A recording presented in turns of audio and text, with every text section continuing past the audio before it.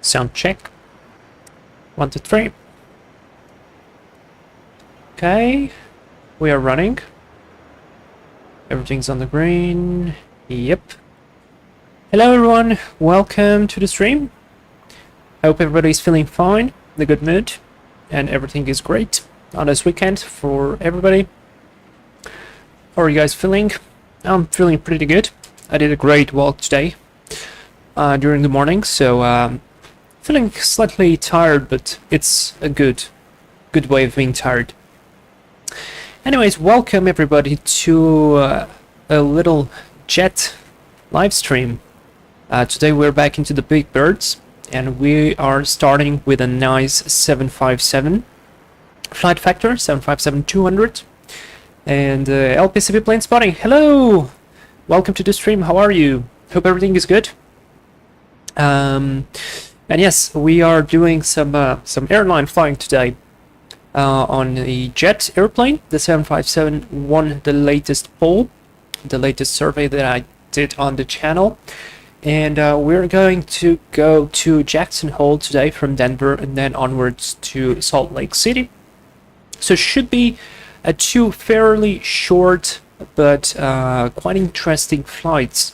Now it is funny because in Denver, at least from what I've been looking at, usually the weather is not as good, but today it looks like Denver is going to be the best place weather related that we're going to catch on the flight. It looks like it's snowing in Jackson Hole, so definitely going to be an interesting approach because well, you might not remember, but actually once, and I'm not very proud of this, but I was doing a live stream once on a 757 in Iceland, and let's say things got kind of wrong, and I ended up crashing close to the runway. So yeah, it was weird. Basically what happened was icing. I didn't apply the correct...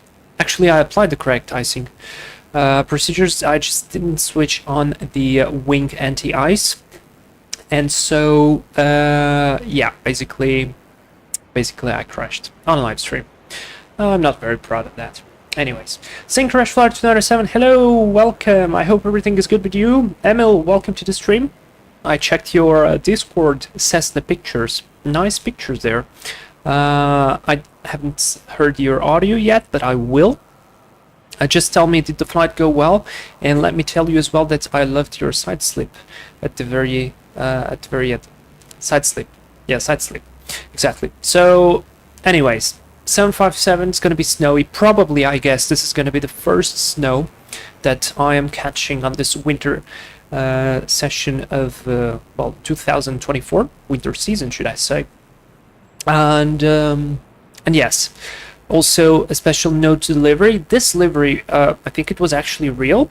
It was painted because of the Salt Lake 2002 Olympics, as you can see written on the fuselage, and as well the Olympics icon on the tail and on the engines.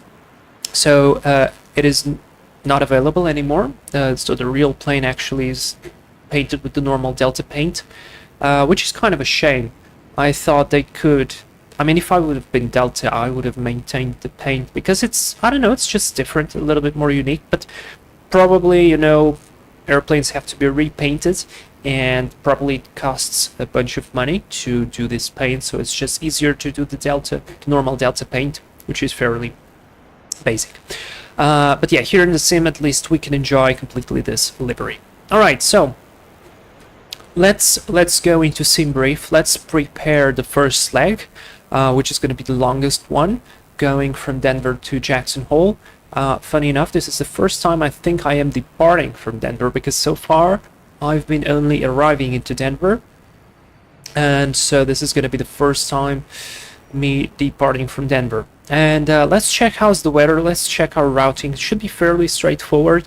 Probably an ILS landing into Jackson Hole.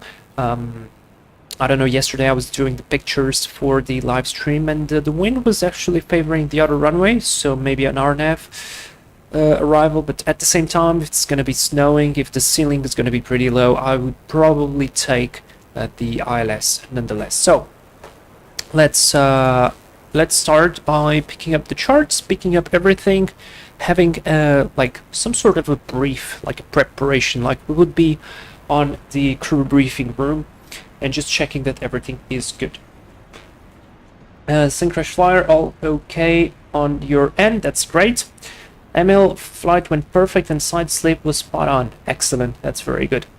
So let's start. I've been opening here the charts. Now my only problem here at Denver, and it kind of relieves me, because I don't have the charts for the parking positions here, which is a little bit annoying, to say the least, but it is what it is. So we know that we are on stand Bravo 17, and Mike actually is flying with us as well. He's going to be on a 757 as well, but American. He's going to pick up the shining bare metal American 757 livery, which looks fantastic, and I was honestly considering taking it, but American doesn't really fly to this kind of flight, so I think Delta is the better one, and I love the livery. So I've been opening the charts. Let's start with SimBrief. First leg, we're going to be Delta 311, or probably Delta 311, as they would have called this. Now, the routing says that we are anticipating this departure here. I don't know how to pronounce it, but I guess this is something like Darth 1 departure. Kind of makes sense. And I just have to pick the runway, but it looks like it's going to be something like runway 0. No, wait, what is this? Runway 9? No, wait, this is Romeo Mike. Where's the runway name? Oh, nice, we don't have runway names here. Alright, wait, runway 8, there you go. You use a million charts, and then basically, yeah, it's funny. So we've got the charts open here so far. The routing is like this. I want to check the weather first for Denver, of course. Wind 250 at 4, so this makes absolutely no sense to take runway 08, because that's basically a tailwind. But I could take the other runway, which is going to be this one, which runway is that? At the very end, that's runway 25. Yeah, that sounds like a better option. Then take runway 25 and get going.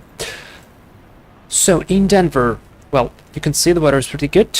Visibility fantastic. Few clouds at 11,000 feet. Few clouds at 20,000 feet. Temperature 8. Dew point -4. So it's pretty dry air out there.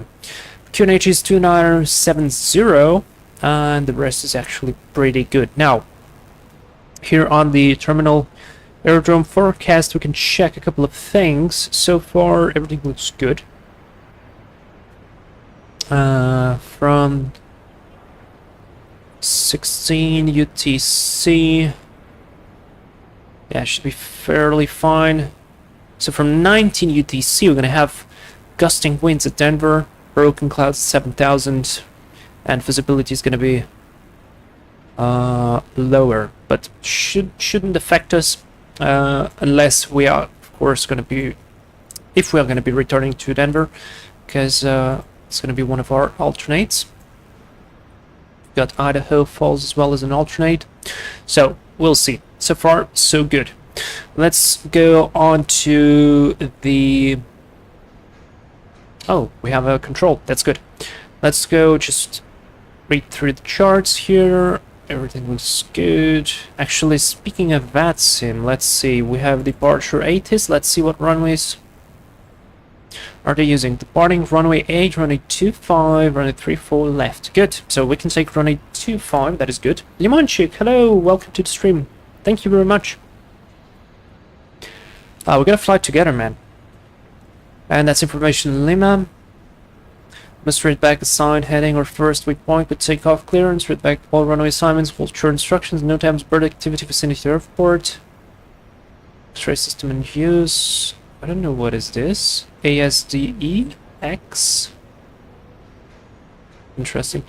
Have mode Charlie transponder on, squawking inside code movement areas, and before calling for pushback, contact appropriate ramp control for pushback. Advise you have information Lima. Now we don't have any ramp control.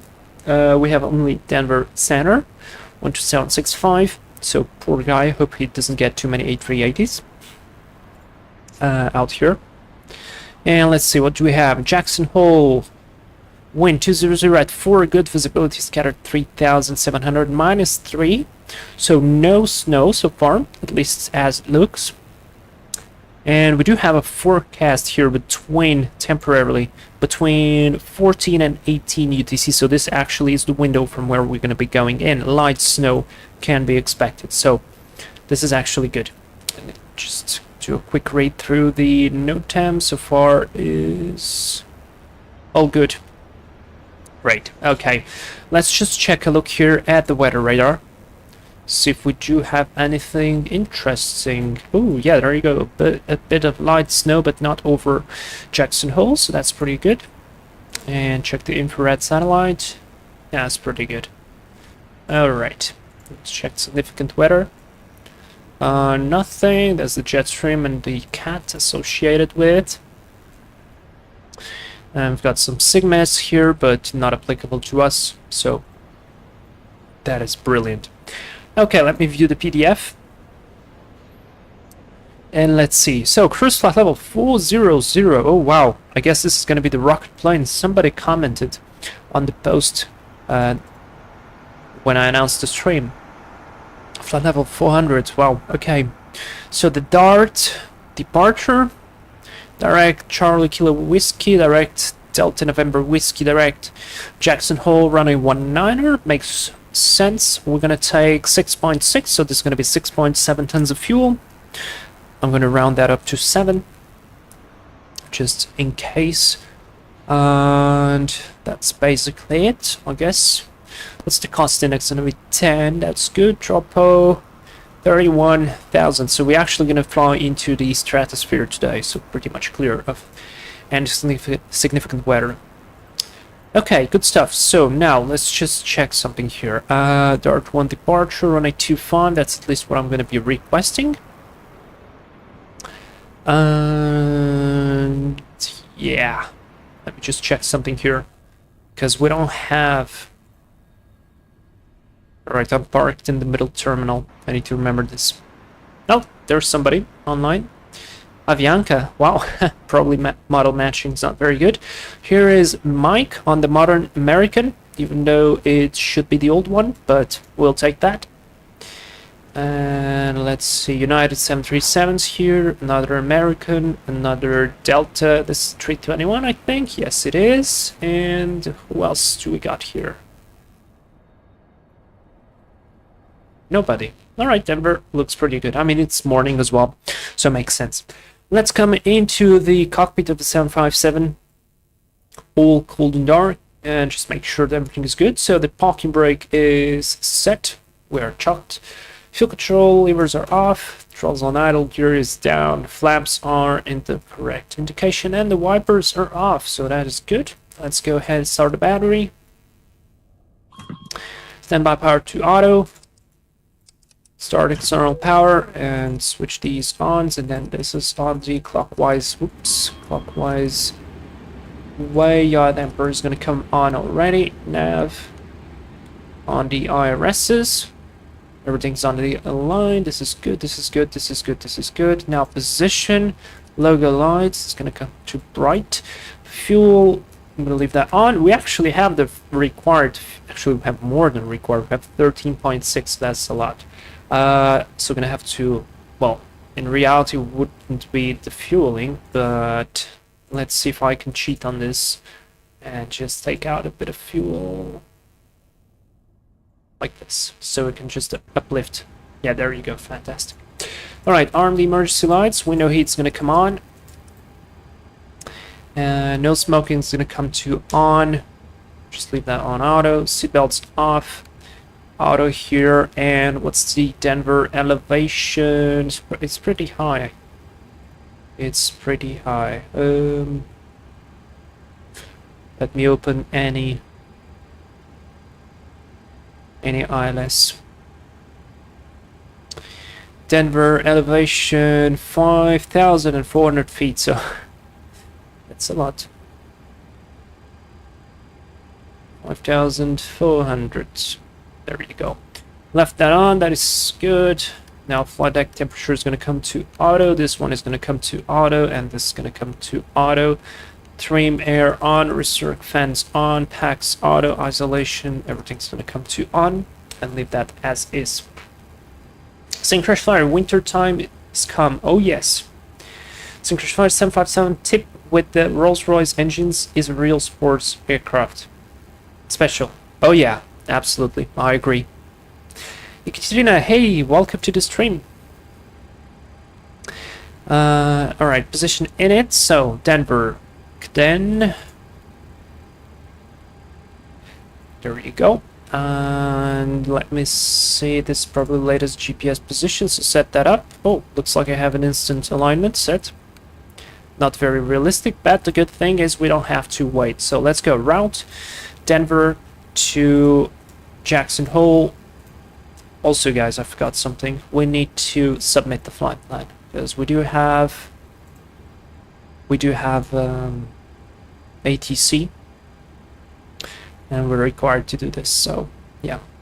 Alright, Delta 311, equipment is good, airplane is good, level is good, route details, everything's good. Let's find flight plan.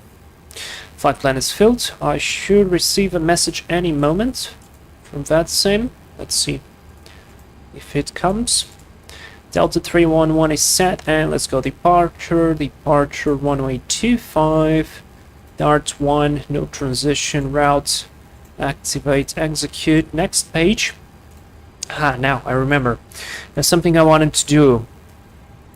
Because at Jackson Hole we have the route, which is a little bit suspicious to me, because it's going to Delta November Whiskey, and I am not so sure. This is the departures, ILS Zulu, but we do have an arrival. Let's see. Okay, so this is arrival via Delta November Whiskey, so we don't require this actually. And let's see, Moss. No, it's actually good, Delta November Whiskey. So we're straight for the final approach hard for the ILS. Brilliant. So it's even better than I was expecting. Okay, this way I am totally fine. So let's just confirm the rest of the routes. So from Darth, we're gonna come to Charlie Kilo Whiskey. And then to VORDME. They're both the same. Yeah. And then to Delta November Whiskey. So Delta November Whiskey. Yep. Execute. Now, because this is a very short flight, I'm going to prepare already the arrival into Jackson Hole. So ILS 19 Zulu. Now we shouldn't have any transitions, so it's just about execute, route. Let's check the legs here, go to plan mode, check that everything looks about right. Zoom out a bit. Yep, we do have... there's something not right there.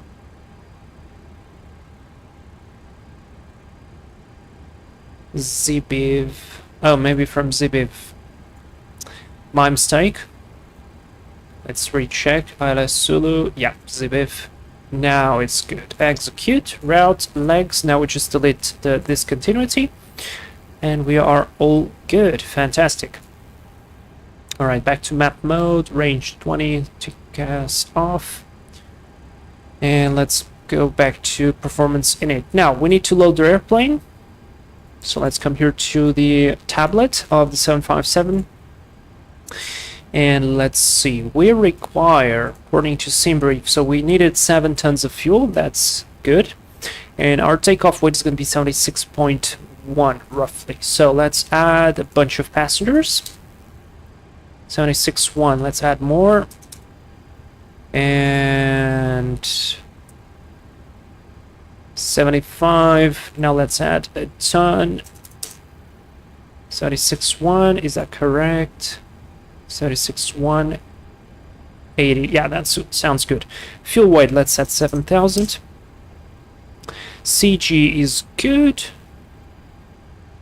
27 is better. 28 is even better. Now let's just unload or load. There you go. So the plane is... Oh, wait, unloading the plane. Okay. Guess we have to wait then. And then insert. Alright, let's do the rest then. Gross weight, that's all gone. Let's check the reserves. So our reserves for today's flight, alternate is 1.2.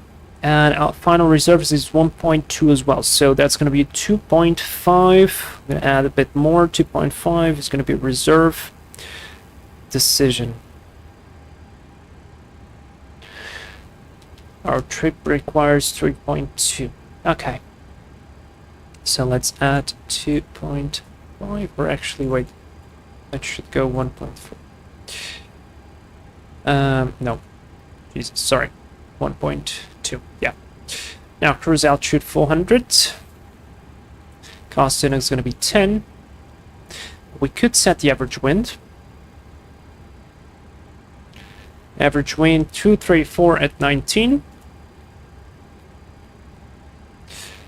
And now I'm going to actually use the takeoff performance calculator of SimBrief because, well, because we can easily overstress N2 for some reason, and then we get a, not a warning, but it just appears that we overstressed N2, and yeah. Right, let's loading the plane now. Let's check the fuel is loading. 6.6. 6.7, yep, it's loading. Good, so now we're going to wait for the gross weight, and let's go into the takeoff. I'm going to use flaps 5. Wait on the CG. And I'm going to do a flex of what? Let's see. So length, that's good. Let's do runway 25. Optimum weight is that one. Wind is correct. Temperature is good. This is all good. It's dry, and let's calculate. So output flaps 5 derated to selected temperature 30. So I guess we can set that. And from there we are going to go 145, 148, and 150. 45, 48, and 50. So I'm not going to set them right now. Oh, there is the plan from VATSIM. Hey, cars. Squawk. Departure, dart, transition, climb, via sit, expect 4,000 knot, flight level 400, 10 minutes of departure. Departure frequency 12762, expect runway. Oh, are you serious? 3-4 left. Okay, we can take 3-4 left, no problem, but the tax is going to be painful. Let's change that already. 3-4 left. Dart 1. Execute. Routes, just check everything. This took a while. I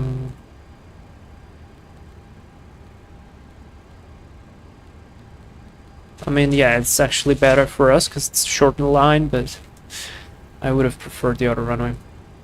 Anyways, we got the 7 tons of fuel on board. That means seatbelt signs gonna come on, and we're gonna switch on the fuel pumps. I could have started the APU already, and I probably am gonna do that. So let's start the APU. Because it's cold, it's 8 degrees outside. Where can I see the cabin temperature? Yeah, 12.5, not very warm, so it's a good thing.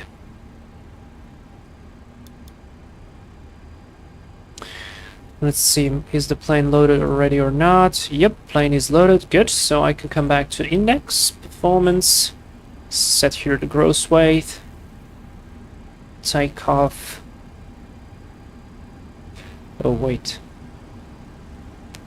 I think I just messed up something, because gross weight is 83.2, and I was looking at the zero fuel weight, but what it says here is the takeoff weight, which is not the zero fuel weight, so actually we have to retouch the load. Sorry. So let's retouch the load, because the gross weight should be 76.1. So let's take less passengers then. 45, 130, 120, 125, nope, 123, 71. Wait, cross weights should be 76. 1, yep. 110, 105, 199. Yeah, this sounds better. Alright, 99, let's retouch the load. And that is a lot better. Good that I catch this. Did you guys understood what I did wrong? Basically, I looked at the takeoff weight, but that was the total takeoff weight. But I inserted in the tablet where the zero fuel weight is. So that's incorrect. Zero fuel weight doesn't account for the fuel, right? And we took 7 tons plus, so that's why the gross weight is 83.2. So good that I noticed this. Alright, let's see if the plane is good now. Plane is loaded. Gross weight should be changed. There you go, 76.9, that is better. And I can now go to the takeoff. Click on the CG, trim is 2.6. Yeah, 2.6 it is.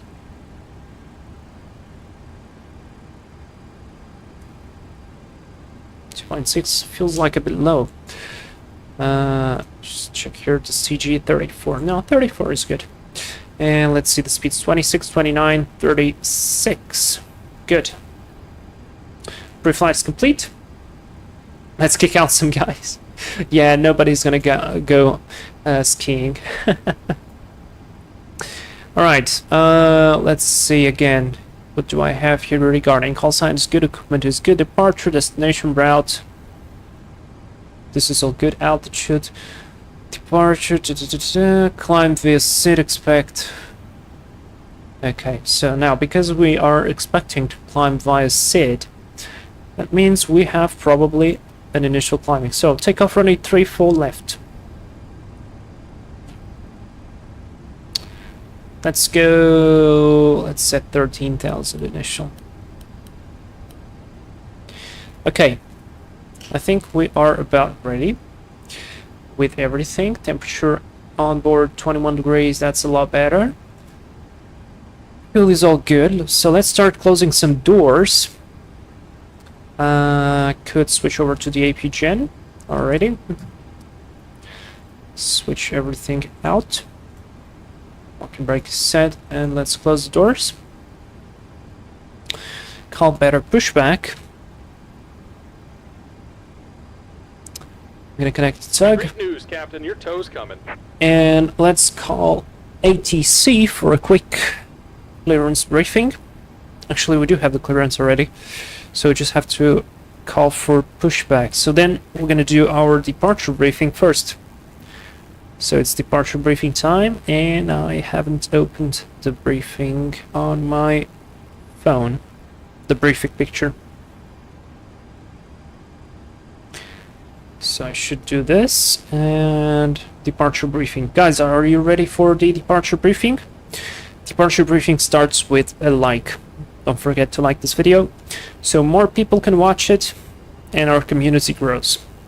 Okay, so let's start. We're flying the beautiful 757-200 flight Delta 311 from Denver to Jackson Hole.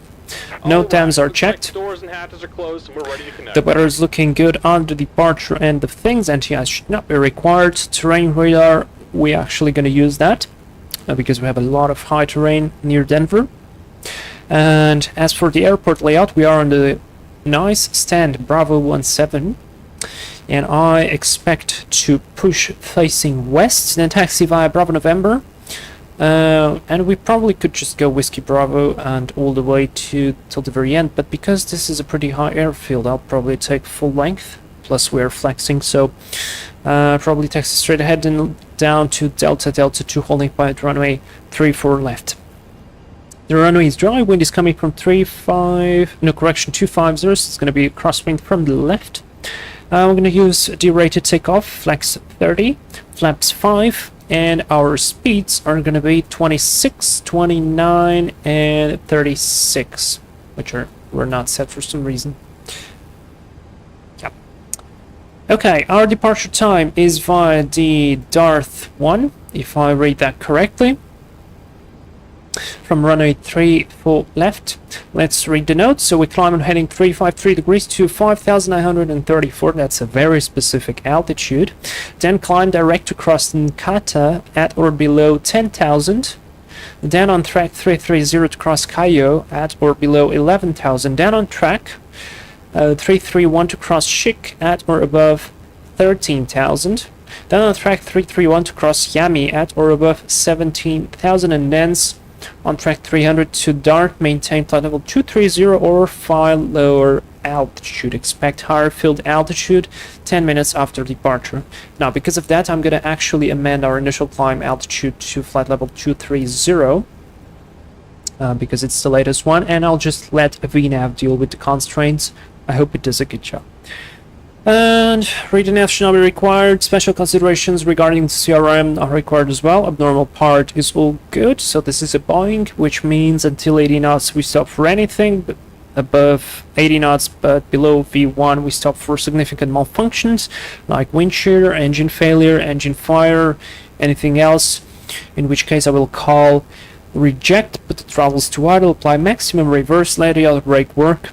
Stop the aircraft on the center line, then apply the parking brake, advise ATC, and call cabin crew at stations, and then assess the situation. In case the failure happens after V1, we're going to continue straight ahead, climbing to the MSA, which is an altitude of 9,200 feet, and then we're going to request vectors to land back on whatever runway is going to be most favorable for us. Probably that is going to be actually 3-4 left because it's the longest one, or regarding the wind we could take any of the other two because they're all long. No takeoff alternate, we are not overweight, but I'm going to double check that here on my PDF. So let's see, maximum landing weight is 95.2. No, we're not even close to overweight. And that's about it. No other considerations. Not expecting lost comms, but we'll do the procedure in case of a lost comm. And that's about it. That's the briefing complete. Anybody got any questions? If so, post them on the comments or post them in the chats, and we're gonna read them through. All right, let's go. A red anti-collision light is gonna come on. Let's call the ATC. He was on 12765.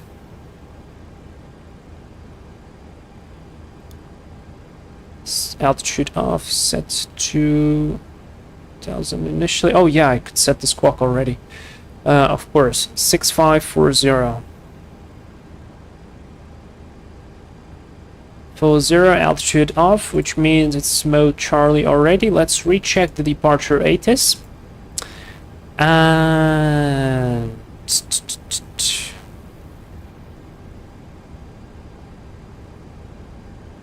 that's a long one. No, wait, I think you can't see it. Now you can. Alright, information Lima. Yeah, the rest is all good. So Lima.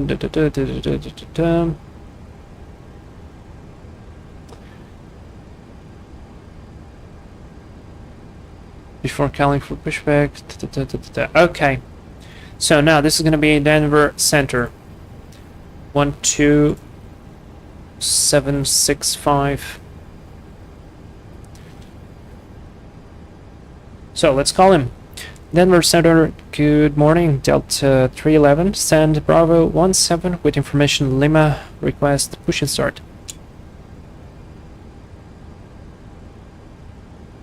Ah, no. Shoot, of course. Denver Center is now closed. Monitor appropriate Unicom or CTAF frequency and have a good day. See ya.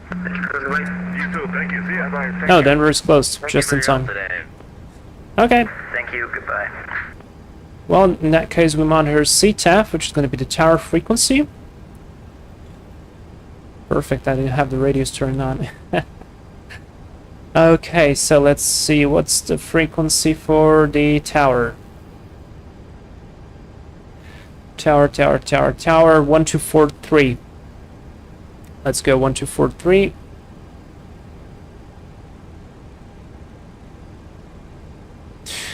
In which case, I'm gonna start pushback, Hey, Captain, let me know where you want this thing. and we need to go this way. Welcome Enter. aboard, Captain. Toes connected, bypass pins inserted. Remove Go kill the gently. parking brake when you're ready to go. Let's go. Burks on back, Buxadira. Hello, welcome to the stream, man. Just in time for our pushback. And whoops, forgot to switch off the catering there. Doors are all closed. That is good. And another thing I forgot to do is to switch on my iPad. Stand by, guys.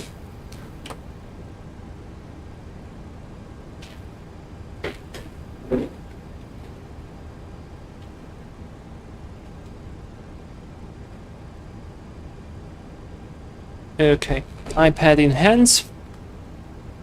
Or actually, we could just use AvidApp. Probably it's going to be a little bit more interesting for you, right?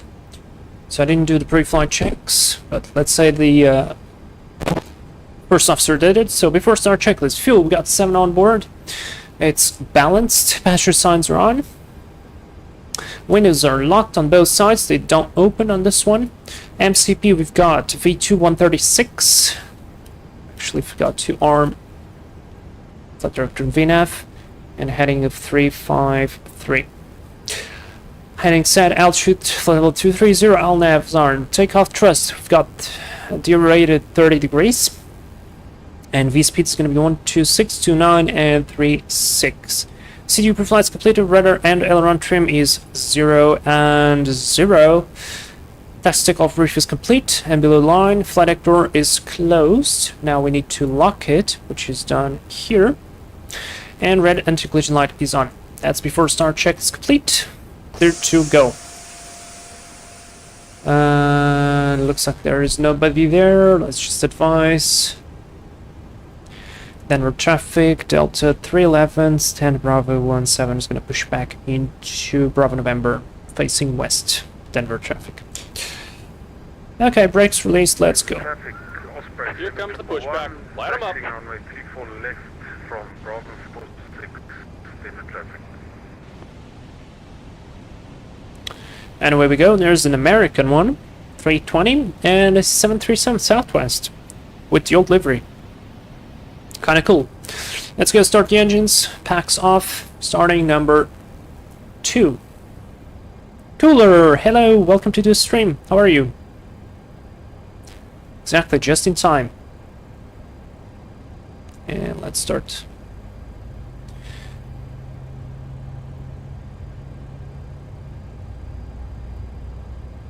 So... or 7170.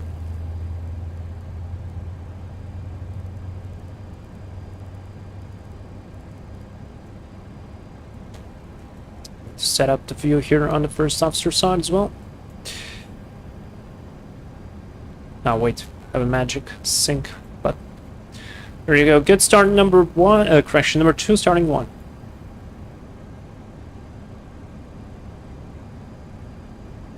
Just listen at that start, guys. Let me introduce fuel.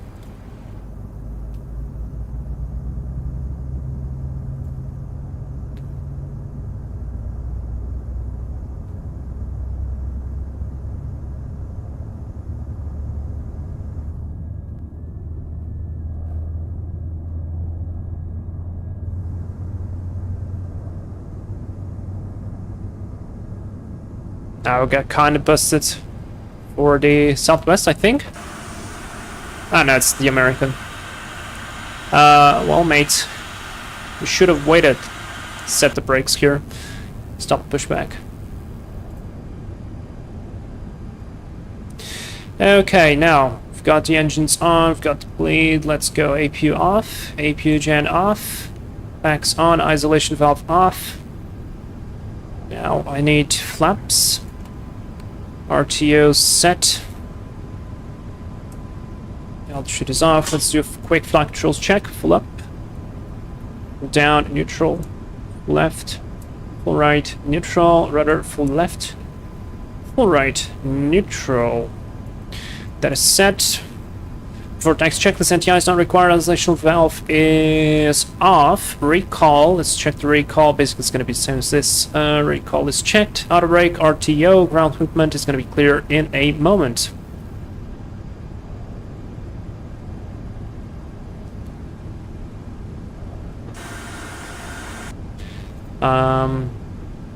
Stop the pushback? No? Okay. And we're gonna do it the old way. Where's better pushback? There you go, better pushback's off. So ground movement is clear. And let's go. Tax light on, running turn off lights on. Brakes are released, mic controls. Let's go. Brake check. Let's get going. Poor American guy. And having store, I hope I read your name correctly. The 757 is a beauty, and I totally agree with you. Although I prefer the other engines, but this one is very nice. Indeed. Doing good. There is some static in your microphone. I'm gonna have to check that. Stand by. Let me just find a nice straight and make sure that it is clear on the right. It is.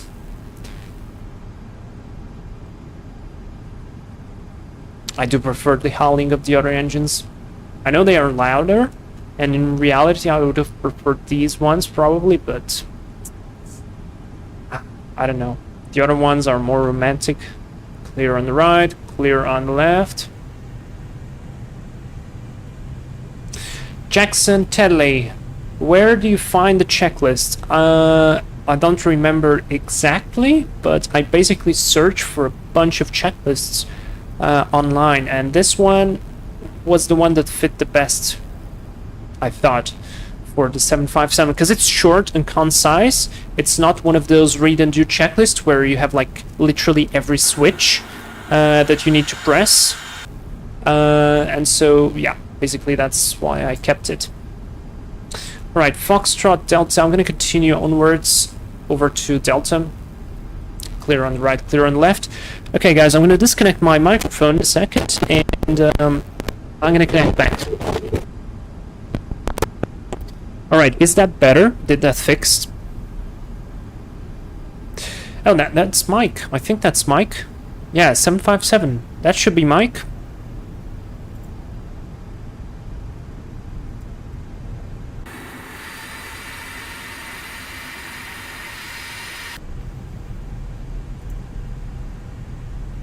Keep talking, but I think it's fixed. I'd say it's fixed. Okay, yeah. Sometimes, you know, because I need a phantom power, basically it's like a mini, well, like, the microphone requires more power than a USB. Traffic, Osprey 7111 lining up and departing behind the departing American 737, take the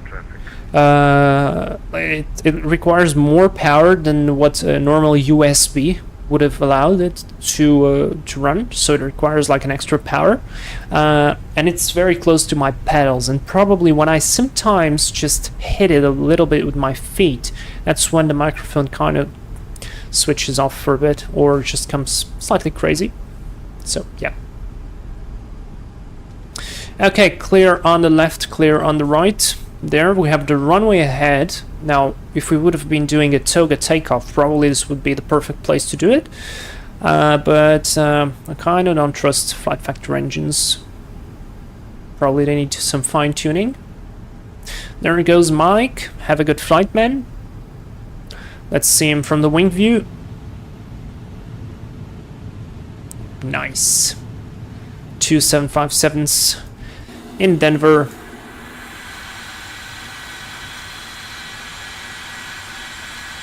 Oh, that's a long rotation. And off he goes. Right, let's get some power. Cooler, how's the 757? I think I remember there being some issues. Yeah, on 757 300. On the 200, I don't think there were any issues. The 300 is like special to me, because it always... something happens, something breaks, or it's just goes wrong or my joystick buttons get reversed like once, and we landed and we drifted to the to the gate. That was shameful as well. So yeah, let's do before takeoff checklist. So takeoff briefing, basically straight ahead via the chart, and we've got a couple of sorry, altitude restrictions there, but nothing significant. Packs are on auto, flaps are 5, set, stabilizer trim, we've got 2.6 units, that is set. Speed brake lever is down, flight controls were checked, and cabin is secure. Clear on the left, clear on the right, let's line up. Denver traffic, Delta 311, lining up, runway 34 left for departure, Denver. Now, make sure that the approach end is clear.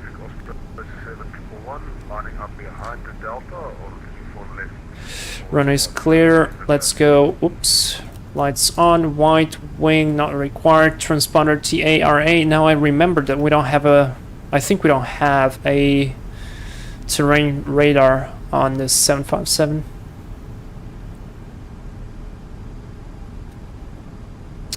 Right guys, let's go. Got some takeoffs okay in chat. Let's pull them up. Oh, never mind, we do have the terrain radar. That's stabilized. EPR. Denver traffic, Delta 311 departing runway 34 left via Dart 1. Power set. Airspeed's alive. 80 knots, throttle hold.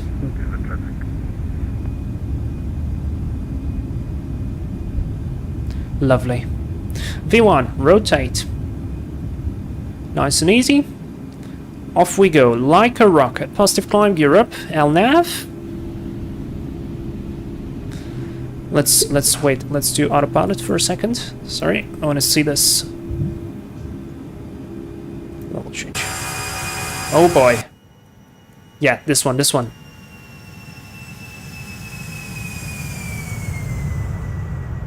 Love it. EPR VNAV speed.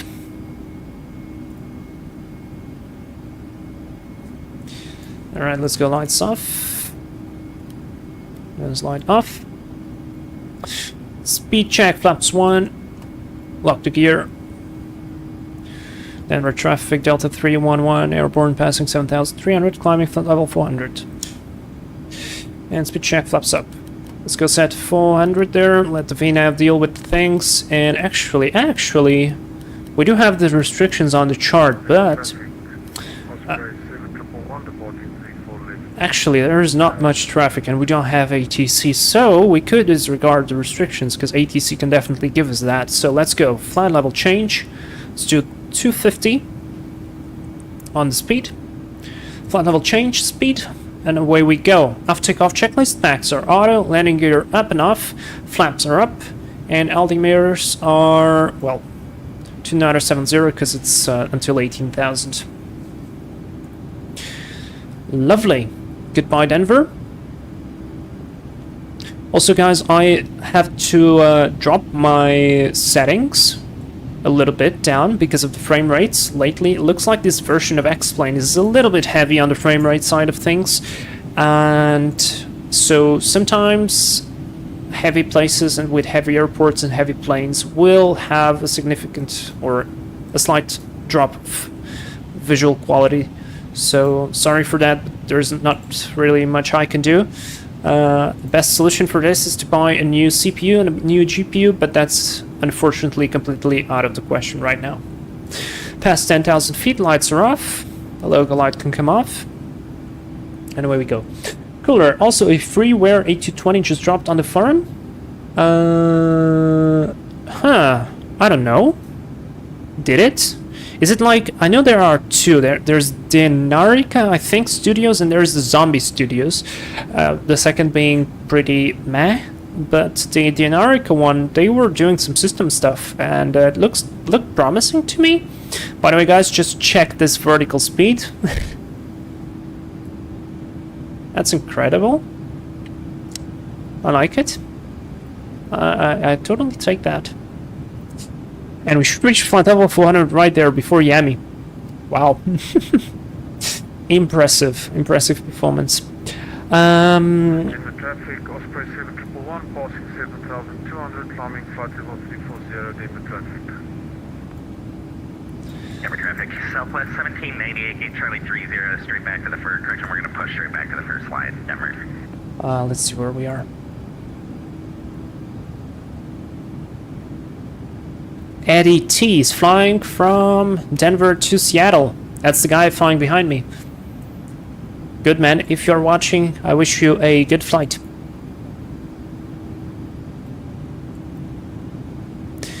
Awesome. Look, somebody flying in a TBM. This is the real guy. And let's see, where's Mike? Mike, where is you? Where are you? I was pretty sure Mike departed already. There's somebody flying the Challenger. So we're getting into a little bit of cloud.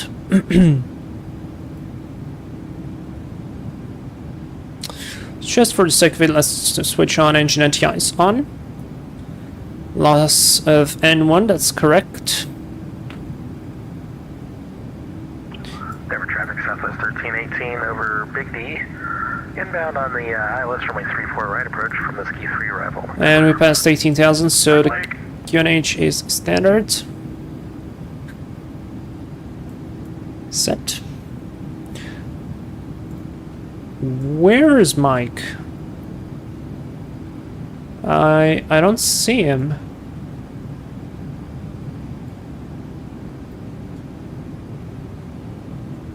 I mean, Jackson Hole is like here. Yeah. So Mike should be somewhere here. I don't know. And cooler. Same here, I did VATSIM on Friday and I had so many disconnects. You know what helped me? Like a lot? Disabling contrails. I know they kind of look cool, but honestly it's such a pain that it's better to disable them. Oh, probably that's Mike. Somewhere in front of us. And he's like 20 to 30 miles away from us, so I'm not going to go up very much on the speed. I'm going to just disconnect the spell sign on for a while, and let's just enjoy the flight. The very short flight. Look at this delivery, it just looks great, I think.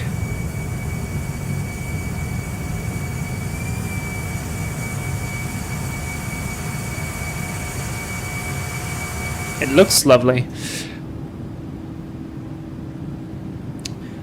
Okay, this is the zombie, but it looks like 1.0 release. Not much to see yet, but I'll check it out later. Okay. Okay, I'm more interested probably in the other one. But it's good. It's good that the people are doing something. Let's switch to Unicom for now. Now, the top of climb is already looking down there. I'm going to let VNAV do its thing. Now, the thing I'm going to do as well is leave the auto brakes on 3. And let's do a quick approach briefing, because this is going to be very, very quick. So to start with, I am going to close all of the charts from Denver because we don't require them. And let's do a quick arrival briefing, guys. Just so we have an idea of what are we going to be doing. So first of all, let's prepare there. 651 is our minimums. Basically it's 200 DH, which is already set on the airplane. And that is good. Okay, arrival briefing, guys. So the status, everything looks good so far. Let's check the latest weather in Jackson Hole. This is the TAF. So wind 1807, good visibility, scattered 7,000 broken, 8,000 broken, 1,000 -2. So definitely coming into the clouds there. So that's going to be interesting. NTIs will be required, NOTAMs are fine, terrain radar will be on. Top of descent is roughly in about 15 miles, correction, in 60 miles.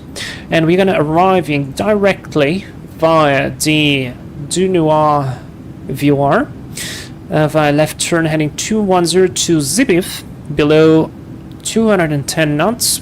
which is the intermediate fix, then to Zasov, then to Wamru, and then to Wuzgu, etc. From Zasov we have to be above 9,800, Zipif above 11,000, Wamru above 8,700, Wuzgu, which is going to be the intersection point, above 8,000, and from there on we continue on to the ILS. Jackson frequency is 115 point, correction, no, this is the VOR, sorry. Localizer frequency is 109.1, and the course is going to be 087. Minimums are 200, and the go-around procedure, climb to 6,900 and climbing right turn to 14,000 on Jackson VOR DME radial 102 to Kisne, whatever. Reception Jackson 2.9 DME and hold, continue climbing to hold to 14,000. Okay, climbing right turn. Radial 102, so it's not very far off. Missed approach requires minimum climb of 226 feet per nautical mile to 9,400. Unable to meet climb gradients, CLS Yankee or localizer Yankee. That's not applicable to us because we are on the 757. We can outclimb almost anything. Okay, then radio Fs. That is pre-selected. Alternating fuel, so we've got 2.5 on the decision, and alternate is going to be Idaho Falls. Config and distance. Now for this one, the runway is not very long. It's not short, but it's not very long as well. So I'm going to use flaps full on the 7.5, which gives us a fantastically beautiful low approach speed of 119 VREF. VAP is going to be 124, and auto brakes 3, reverses are normal, and we are going to probably take the entire runway and vacate at the very end here on Alpha 1 into any stand close to the terminal. No special considerations apart from the high terrain close to the airfield, and that's about it. No normals, everything's good. So now that we got the picture in mind, we know what to expect. Can disengage the anti-ice off. We can focus on the rest of the flying. Autopilot is looking good, but yeah. And what I wanted to say is cooler, by the way. I'll try contrails, but my worst was on final older ground scenery. The problem is the contrails will still make things worse even if you are on the ground. So yeah, basically you try to disable completely contrails, but not only, like, see here, if you come to Xpilot settings and you come to contrails, you can disable them here, but on my end they ended up appearing anyway, so I've just put a very high flight level for them. This way they basically aren't loading in, and it gains like 5 FPS, I'm not joking, and I think 5 FPS is quite a lot. Hey virtual pilot, how are you? How's your flight, by the way? You are ahead of us. Yeah, the views are nice. You've almost reached top of climb. What is your cruise altitude?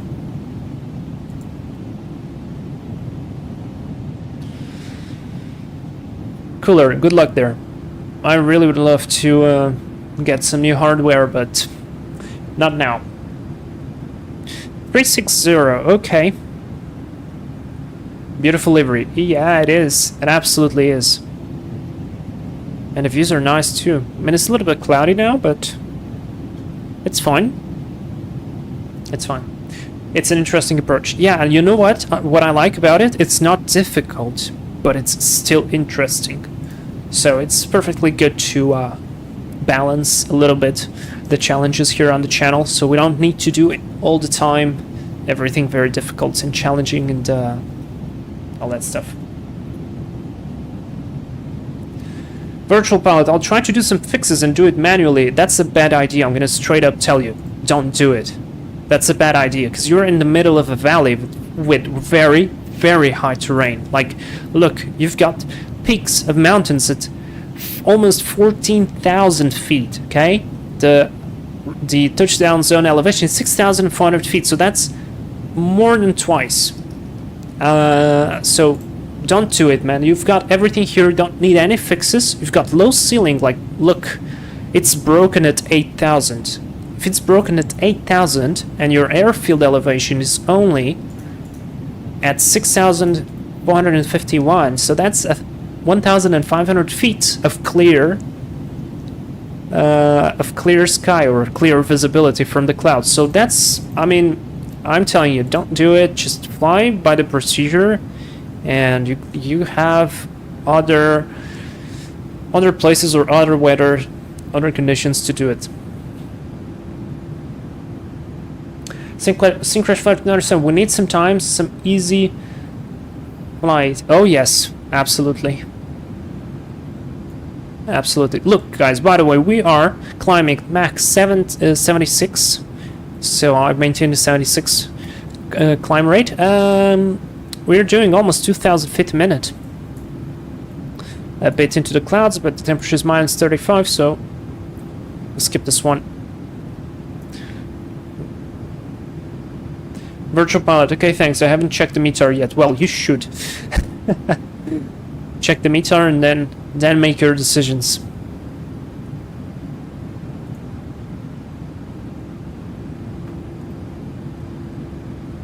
There is nothing wrong about doing a visual approach or doing a manual approach. You just have to have the right conditions to do it.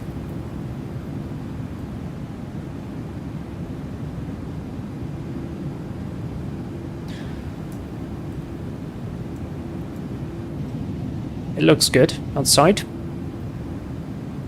Almost 390.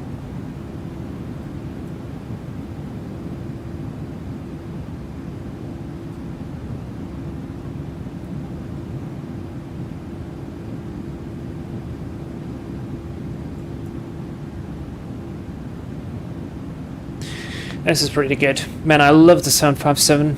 What a blast of a plane. Honestly. What a blast of a plane. There's 1,000 to go. Let's go vertical speed 900 and just set max 77. I checked it before the flight and the picture was very different. It was just scattered clouds. Yeah, that's correct. But it changed in the meanwhile.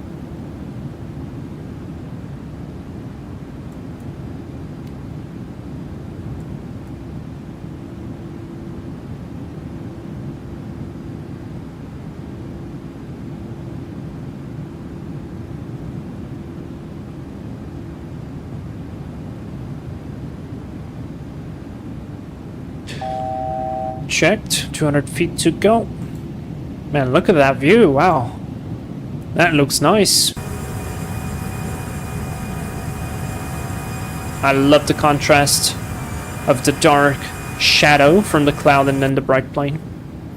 Altitude capture, and I'm gonna engage VNAV. Altitude hold. Engage VNAV. There you go. VNAV path.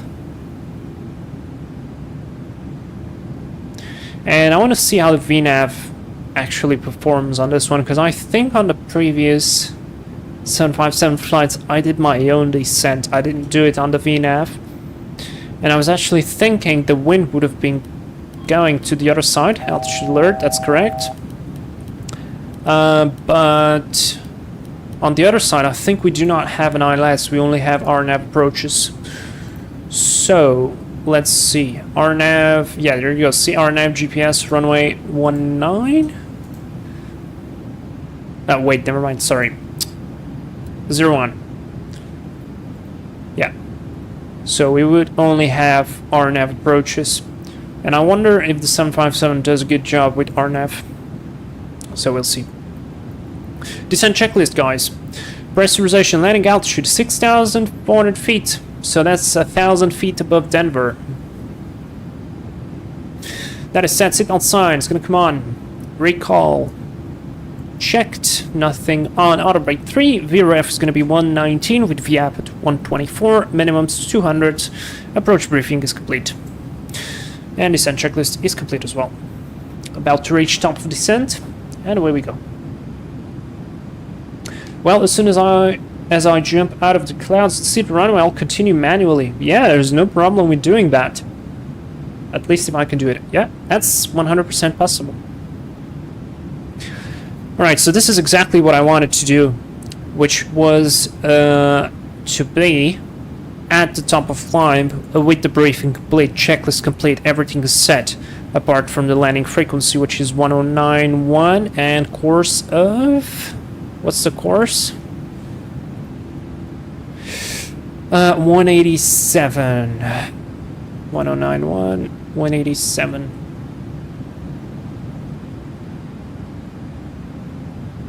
So, on a short flight, it's very important to be ahead of the plane. Also, we should start descending, I think. We just passed the top of climb.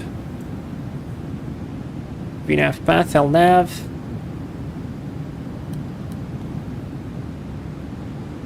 I mean...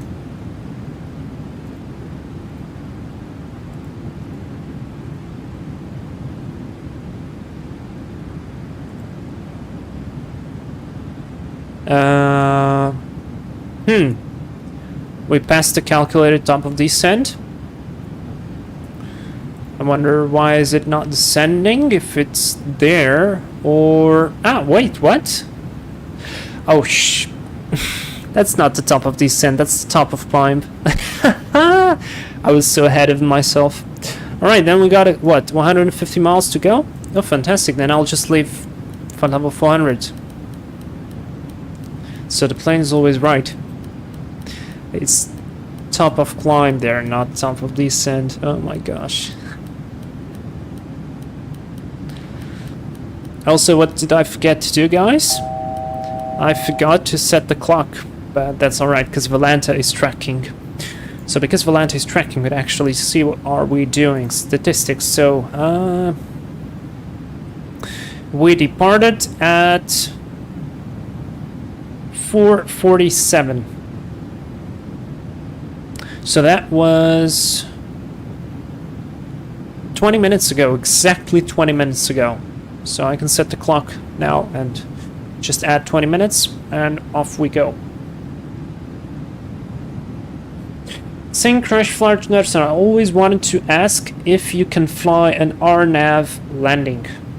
Yeah, of course. Virtual pilot, okay, I'll be leaving you for now. Have a nice approach. Thank you, and good luck for you too. Oh, we could even do the RNAV approach on this one. RNAV Zulu, let's see. Basically the same thing from Dunuar, Zibif, Zasu, Wamaru. The difference is just it's an RNAV. But if you want, you can try. Actually, that would be a pretty interesting. That would be pretty interesting. Test on the 747.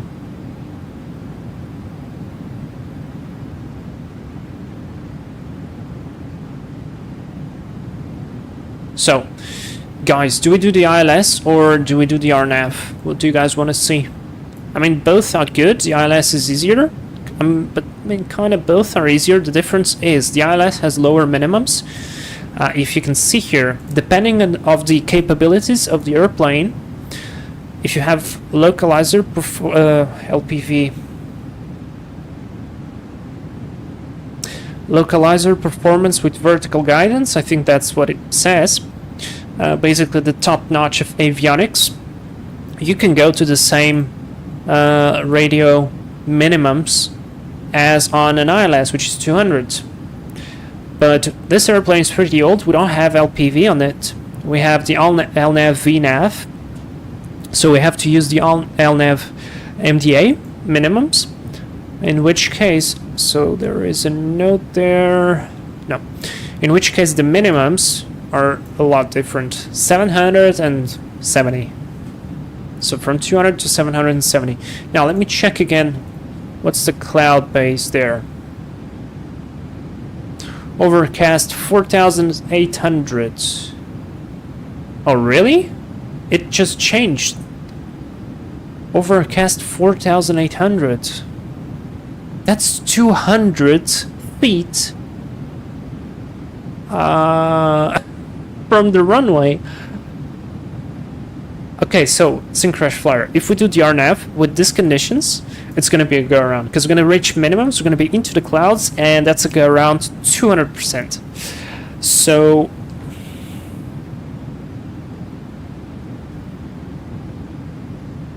Can we do the ILS still?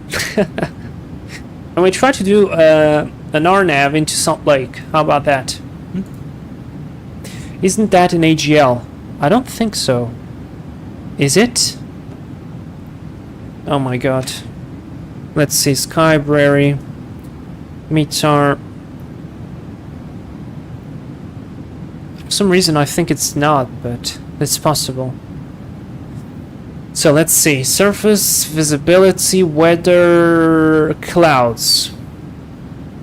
This is going to be really shameful if I mess this up. Cloud amounts reported as few, scattered, broken, overcast. Hundreds of feet above aerodrome elevations. So why the hell was I thinking this is...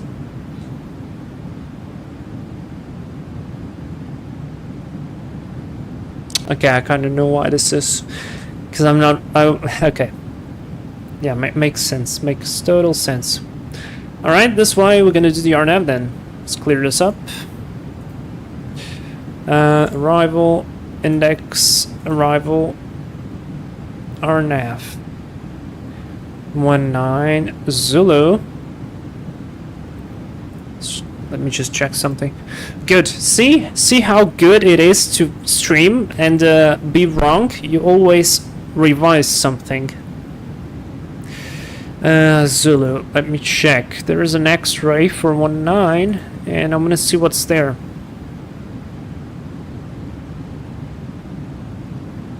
Oh, the X-ray is slightly different.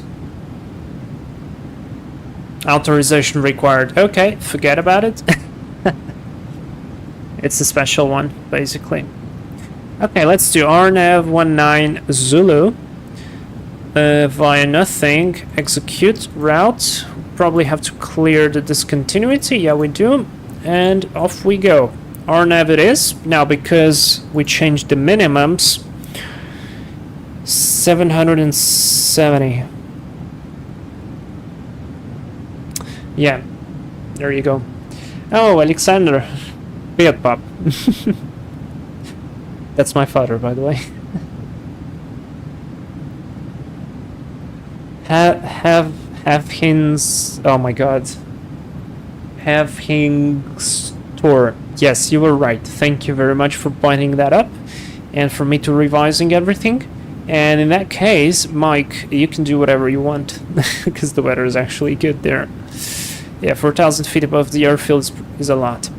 So let's just rebrief the procedure. I'm going to close the ILS. Actually, I'm going to leave the ILS just for the sake of it. Because if we will require to go back into the ILS, we've briefed the ILS, we've got the ILS tuned up, I can just go for it. But let me just change one frequency so it doesn't appear on us and we do 100% RNF. But we need to recheck here. The missed approach probably is more or less the same. Climb to 14,000 direct Zimnu and on track 193 to Kikne and hold. Yeah, it's actually the same. Missed approach requires minimum climb of 2,300 feet per nautical mile to 9,000. That is fine, and the rest is about the same. So, good.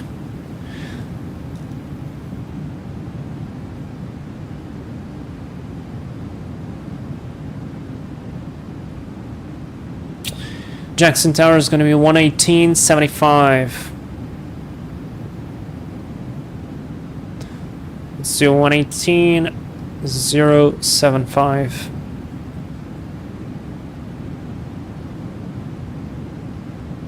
There you go. Let's see, what else can we learn from that? There, what did I forget? There's so much stuff you need to remember from this.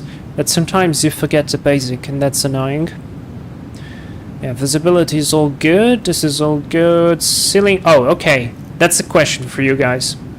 So when it's ceiling and visibility, when this is reported in the METAR, this means there's a certain set of conditions on the aerodrome. What are those conditions?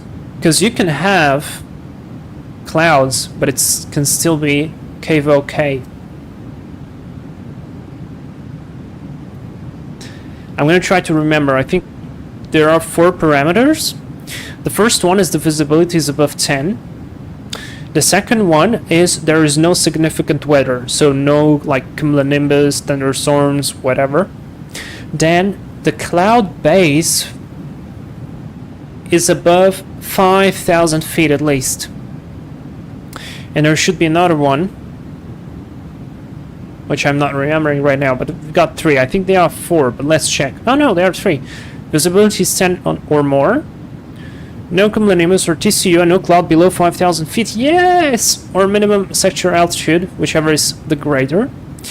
And no significant weather at or in the vicinity of the aerodrome. So, okay, at least I remember something, so that is good. Temperature and dew point reporting in whole degrees Celsius. QNH, significant weather. The RE means recent. Wind shear. And yeah, this is good to know as well. I don't remember this 100% right now,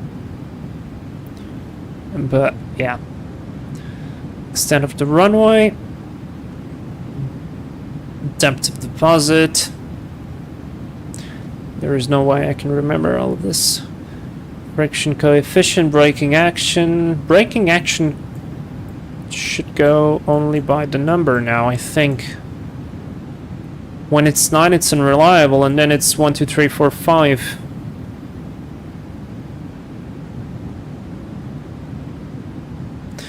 Oh, the trend forecast.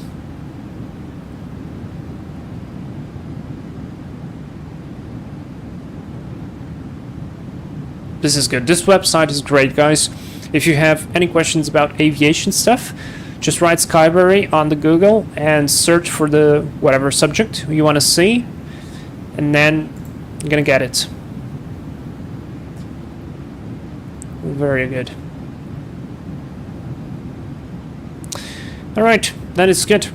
I'd love to catch some snow in Jackson Hole, because I actually looked for the city, Jackson, because I thought, well, there must be something interesting there to be, and there actually is. It looks like it's one of the biggest ski. I'm missing the name. How's it called? Ski resort places? Whatever. Like, it's one of the biggest places you go to go skiing. That's pretty nice. Outside view. Resort, yeah, thank you.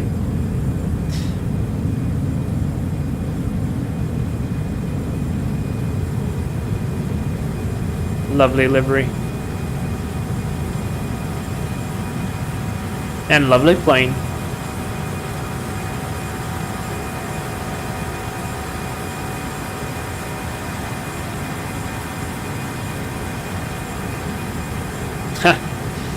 Nice. I don't have any ortho up there, I guess. Or that's just not updated. Maybe.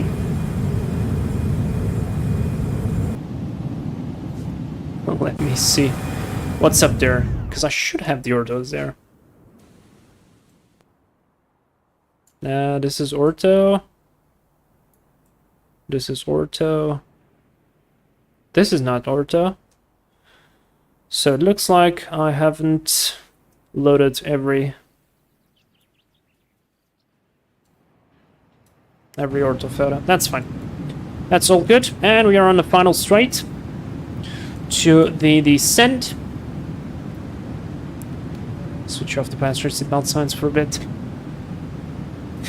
Cooler, have I tried 767? No. Actually, you know, this is funny, because 757 and 767, they are basically the same. You have like small differences. The hydraulic panel is different on the 76. I think they have like switches like this one on it, and it's like 3 different things. And the cockpit is a little bit larger on the 76. And also from a real pilot, I think on the 7.5 it's a step down, and on the 7.6 it's a step up cockpit. So it's like one of the big differences. but the overall layout is the same and the type rating is the same. But the 7.6 for some reason never really got my attention, although it's a very nice plane. It has a freighter version as well. But I don't know, it just didn't catch my attention as much, and it kind of looks fat to me. I don't know, it's stupid probably, but it looks a little bit fat to me, not as elegant. And the 7.5 is just that amazing plane, which is like this rocket ship, and it looks beautiful and all that stuff, and that's why I invested in the 7.5 and not on the 7.6, although there are people who prefer the 7.6. Now, what I would be getting and going for, and I already thought about it, is, and I hope they do it, I hope the FlightFactor do a 777 cargo plane, because I don't know, but for some reason I look at the 777-200 that's right now on the market, and it looks fantastic, but I don't know, I mean, flying that plane with passengers kind of feels more like it's done for long haul, and I don't do much long haul, you guys know it. Plus I already have 1, 2, 3-ish planes for long haul. I have the 748, which is going to be rebuilt now from SSG. I've got the A350, which is going to be rebuilt with FlightFactor and TOLIS, and I hope to have the Sparky 747-400, because he said that the bug with the auto throttle is going to get fixed, so we're going to have a flyable 747-400, which is incredible because it has good cockpit, good systems, good sounds, good visuals, not so good frame rates, but still could be worse, I think. And yeah, but I would go with the 777 Raider, because that's the only 777 I see me flying, because I mean, long haul with that airplane, very rarely, like very, very rarely. Oh, and yes, the A340, of course, the X works. A340, I don't have the TOLIS one. Again, I don't think it's a good idea to invest in it, because I wouldn't be flying it so long. And also, well, you can fly the 757 on some medium long haul flights like over the Atlantic and etc. If you do a fairly low load, it can go very far. So yeah, but 7.6, I don't know. Synchronous Flyer, what 757 do you have? 757-200, 300? I've got them all. I've got the 300, the freighter, the 200s, and I've got the extended avionics as well, so I've got literally everything 757 has to offer from FlightFactor. I'm waiting for a 777-300ER, since it's the one I'm familiar with, but also a cargo too. The 300ER, isn't that the ones that Air France flies? And yeah, I am definitely looking for that cargo one, 100%.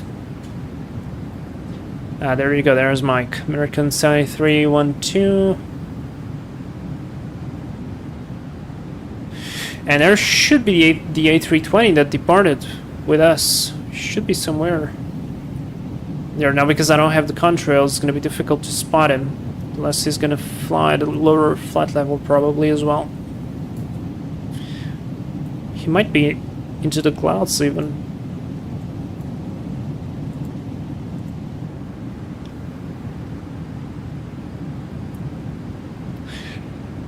You know, FlightFactor developer times, yeah. I mean, if they do a good job, that's fine to me. So, I just want a good plane. Also, what's going on with the vertical speed indicator and the altimeter?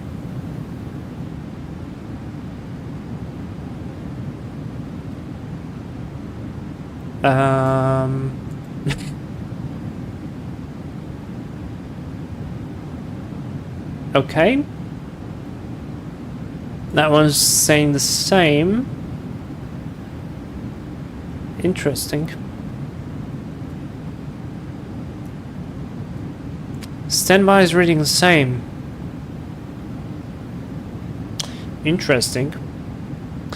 Reset MCP altitude, Wilco. And oh, altitude's alive. Vertical speed is alive. Let's set initially. What was the first restriction?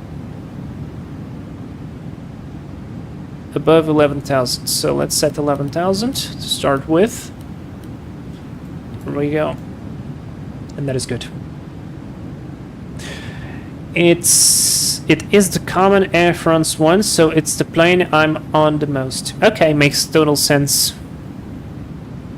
Yeah. Having store. Oh my god. At the end of the stream, I will be able to pronounce your name more or less correctly. I hope. That's a common X-plane bug. Comes from the weather reload. They have problems updating the QNH, I think. Yeah, and as well, I think the problem there is because they actually did something good, which is with different temperatures as well and different pressures, the thickness of each QNH layer is different, and so because of that they actually have those changes as well. So it's like a very realistic thing, but not in a realistic way incorporated, should I say, or displayed, because it's, well, it's rightly incorporated, but it should be seamless. But that's fine. So don't sign on. We've already did the descent checklist. I'm just gonna do another recall there, and that is good.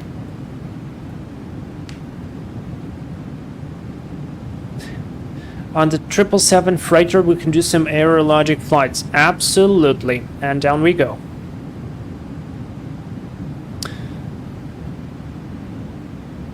Now, one thing it really kind of sometimes bugs me is the idle VNAV speed. Is that I look here and I wonder where is the vertical like path. There should be like something here, but it's not here. It's actually down there. Which is a little bit non-intuitive, but yes, on the 7.5 with dual avionics, you need to look for it on the ND. Because the 777, it appears here. The Airbus, it appears there as well, I think. Or not, wait, not on the Airbus. No, yes, it appears there because there is the altitude. 777 definitely, 7478 as well, but because these avionics are a little bit older, then it's done differently. And yeah, aerologic flights all the way. What cool operators do we have more on the 777 freighter? I think not Atlas. You have Atlas for the 777, but there was an airline, like, it's not very big. It's bluish. It's like I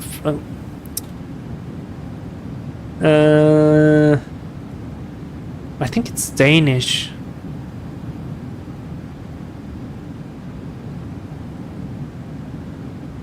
And they have ships as well. No, not ABC. It's another one. It's like bluish. Maersk? I think that's how it's pronounced. I think they just added the 777 recently. Yeah, that's that one. They added very recently a 777 to their fleet. Like, this was maybe 3 weeks ago. No, more. July 12th. Benefit from the delivery. But this is not when it was delivered. It should be delivered later. Prepares to deploy. Yeah, it's Danish. And they have ships, I think, as well. So it's a big cargo company. We could do something with them. And I know there's a Maersk delivery for the 720, which is kind of unexpected, but...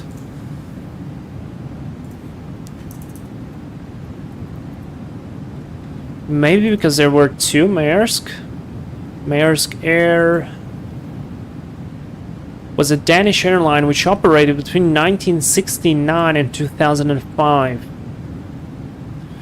It operated a mix of scheduled and chartered passenger cargo services Headquartered at Dragor. Its main operating bases were Copenhagen, Billund, and Esbjerg Airport. The airline had offshore helicopter operations.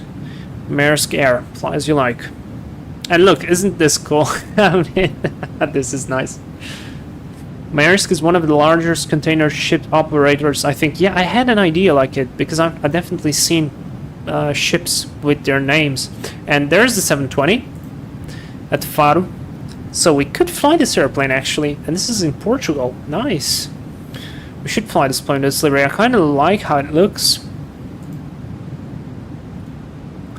And let's see what else did they have in their fleet. Looks like they had a bunch of it. 737-300 Faro as well.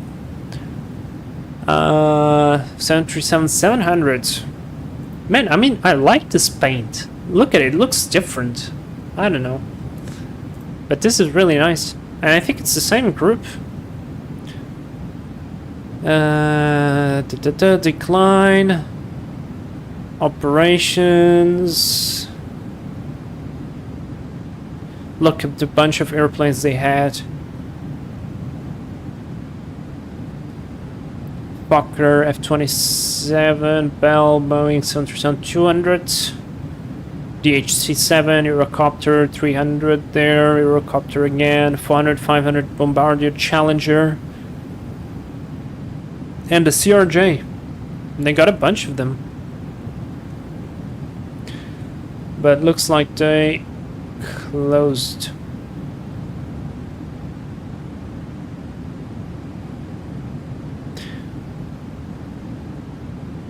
After being exposed, the airline found to decline after 2001, posting large deficits from which never recovered. The airline was bought by the FL Group and merged with Sterling Airlines in 2005. Maersk Air Freight. Let's see. Air Freight. Ah, it's a different one. Maersk Air Cargo, formerly branded as Star Air. This one actually flies from Lisbon to Porto and back almost every day, I think. Subsidiary of Maersk Air is the Danish cargo airline, past of the Danish business conglomerate Maersk. It operates a fleet of 21 Boeing 767s and Boeing 777 freighter cargo aircraft. Several of these are... sorry? Kind of got distracted there with the cloud. And... oh, wait, look. Is it snowy? Is that X-plane snow or that's orthophoto snow? Probably orthophoto snow. Alright, passing to flight level 270. So far so good. Let's continue. Yeah, it's the same. Maersk Air was sold to Sterling Airlines and ownership resumed to the Maersk Group. In 2013, the airline had a revenue... Okay. Wow, look at this call sign. This is really nice. White Star. Holy crap, that's a beautiful call sign. White Star. Wow. It's the cargo operator law. Yeah, deliveries from July 2024. Okay. Man, White Star is such a nice call sign. Wow. Okay, I like it. Let's reload the weather. QNH 2983. 2983. Let me set that on the standby.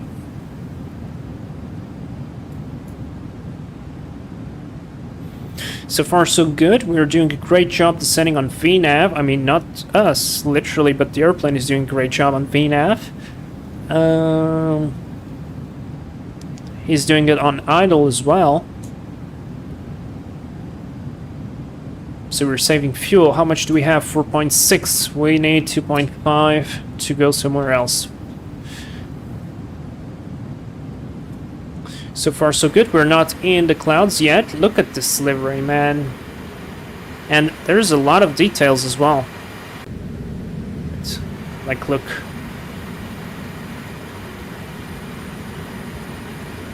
It's official airline sponsor of the 2002 Olympic Winter Games.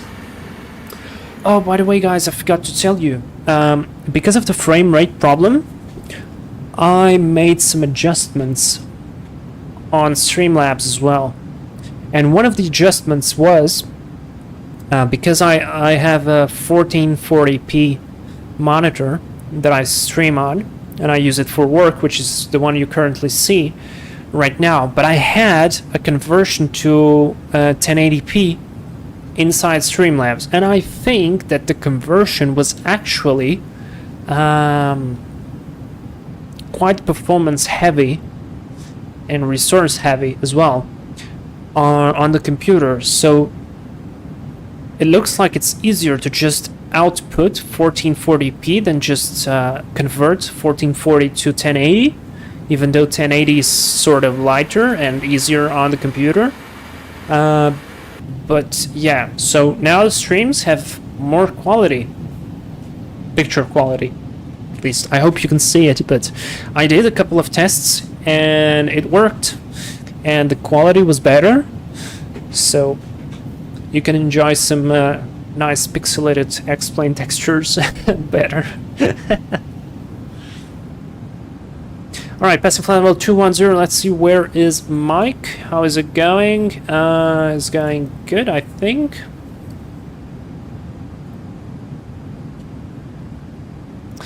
Probably we're like within, what, 40 miles of Jackson Hole. Let's switch to the advisory of Jackson Hole. And I don't think we have anybody there. Yeah. Mike is drifting. No, it's going back, and it's going forward now. But it's definitely drifting. Right, he's approaching Delta November Whiskey, which means he's still 20 miles ahead of us, so this is good. We have good separation. 20 miles is enough.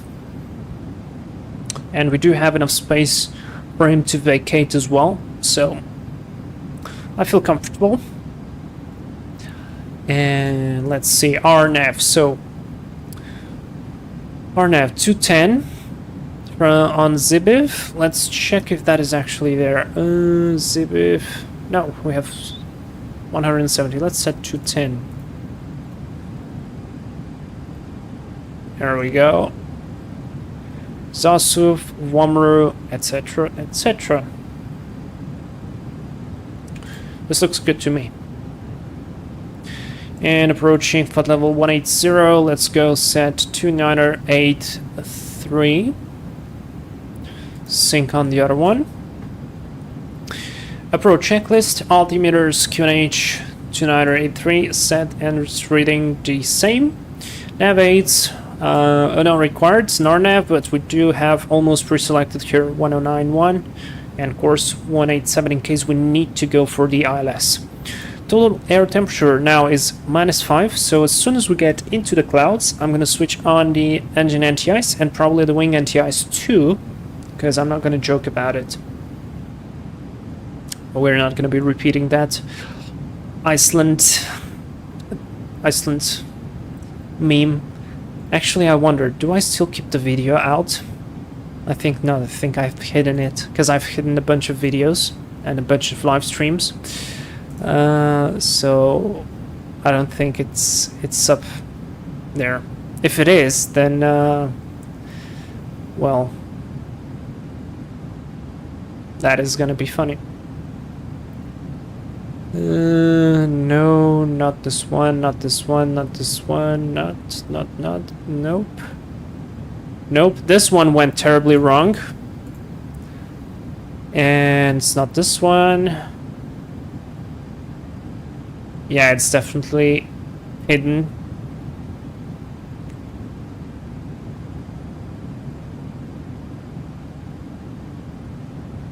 Yeah, I've hidden the the live stream. Just check this out, guys. For some reason, I didn't have pedals, and so because of that, I had to steer the airplane with the joystick. And because I had to steer the airplane with the joystick, I had to, well, yeah, whatever, I had to steer the airplane with the joystick on the ground. But I clicked a button, I don't remember which one, and the joystick axis was inverted, and the way I noticed it was very unfashionable. It was after landing, and of course it was a 757-300, just as I told you. And basically this is what happened, so I'll let you watch.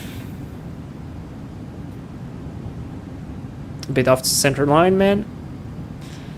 But okay, I saved the landing, and then I tried to steer right, and off it went left. Look at my face. Oh my god. Oh my god. This is actually public, but this was not my fault, not directly my fault. Luckily we were not, no wait, we were on VATSIM, I think. And yeah, I just went like, okay, we're going into the stand. And then I got it right. So this was the shortest coming out of the runway into the gate live stream. Okay, NTI is gonna come on right now, and we are approaching Delta November Whiskey. Wrong switch. So let's go. Next restriction was 9,800 on Zibif. It should follow that, so still have to drop a lot of the speed, and it's bumpy here. It's quite bumpy. Good, the seatbelt sign is on for the passengers. Now the speed is dropped as well, so that is good. And yeah, Crash Flyer. Well, I mean, you were quick at the gate. Oh yeah, very quick indeed. That's probably just Condor trying to fix their delays. It's like, alright, we were 15 minutes delayed, so instead of just doing it early, we're just gonna drift it off the runway and save 15 minutes on the taxi. Alright, so we are, by the way, 55 minutes into the flight. Speed is slowly decreasing. Should go into 210 knots now. Slowly but surely.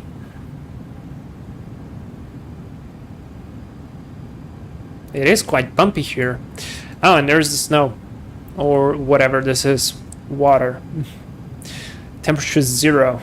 Total air temperature. Not literally outside air temperature. What's the outside? Let's see. Do I have here the outside air temperature? Yeah, -9. -9. And revised VAP speed is going to be 123. Crash Flyer, safe fuel equals good for the environment. Oh yeah. Absolutely. Alright, there we go. We leveled up for some reason, so let's go flaps 1. And I want to actually do a speed intervention there, because otherwise we're going to go way too slow, and I want to go 190.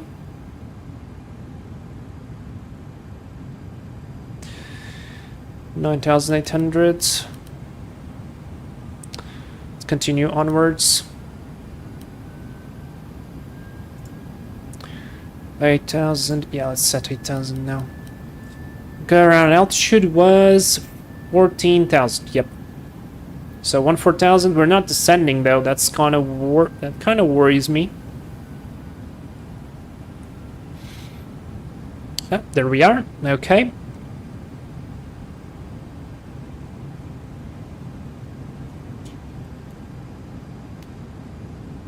About 20 miles to the airfield. Oh, look at that descent rate. Wow. Ooh, what are you doing, man?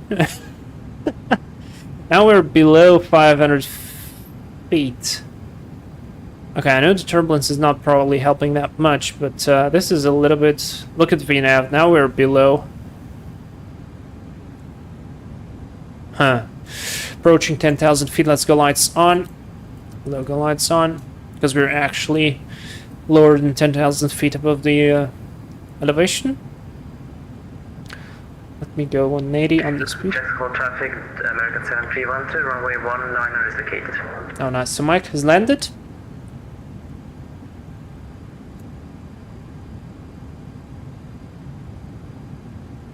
Let's go flaps 5. Add a bit of drag there. I don't like what it's doing there with the profile. Should be a lot lower than this. Best 10,000.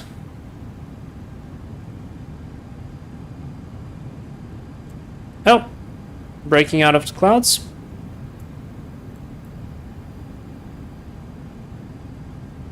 Still 500 feet above whatever we need to have.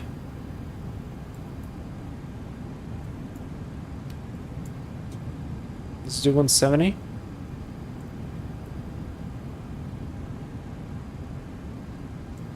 Yay. Okay, so now the turbulence should be a little bit calmer. Maybe we get a nicer VNAV now. 1,000 to go. Radio altimeter is alive. The runway is nice in sight. So now we just continue with the approach. And I'm going to set minimum altitude that we should go. So that was, what, 7,600 and something. So let's do 607. Jesus, 6,700. Let's go gear down. Yeah, that's checked. I don't know why it does this, but it did it on the test flight as well. On the test flight, not on the test flight, but on the screenshot flight. Flaps 15. 123. Yep, we're still above it. Flaps 20. This is not stable at all. Okay, this RNAV is not working very good. Autopilot off. Auto throttle off. 123. Flaps full. I see 2 whites, 2 reds, so we can continue. I'm going to switch off the flight directors. Set roughly 14,000. Okay, we're not 1,000 feet yet, so almost there. Start to spool up the engines slowly. 1,000. And stabilize just in time. That was a bit of a messy approach with the autopilot. A bit high still. And let me disengage this, this, and this. Minimums. Continue. Jack's hold traffic Delta 311, short final running 19er. Yeah, that was a messy approach from the autopilot. Probably not a very good RNAV system.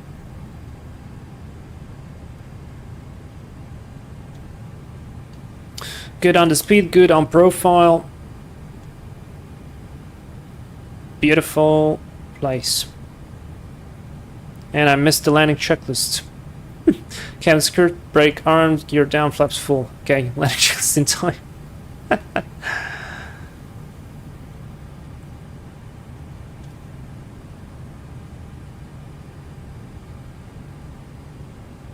$100.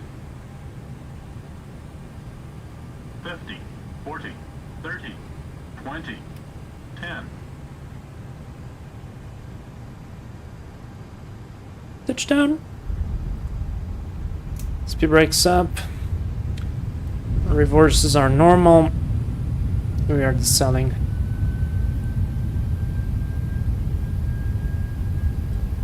As 80, 70, 60 reverses out. Welcome to Jackson Hole, guys. 1 hour and 2 minutes on the flight. Manual braking.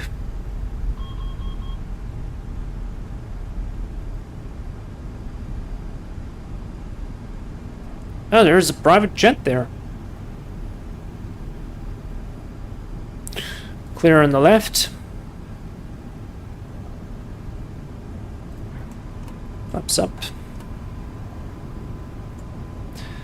Let's go APU on.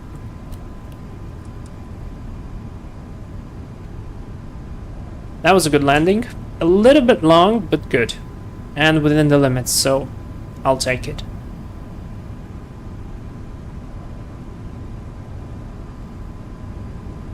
That's a citation, I think.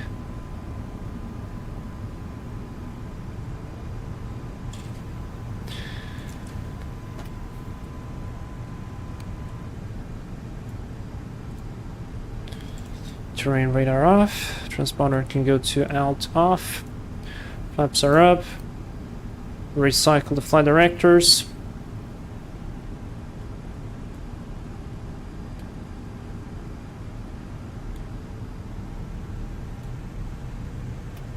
Oh, Mike just disappeared.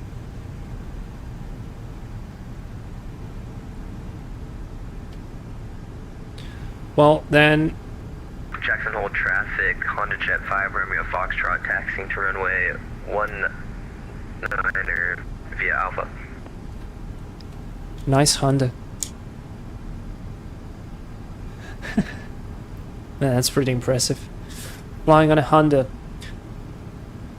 Let's turn here.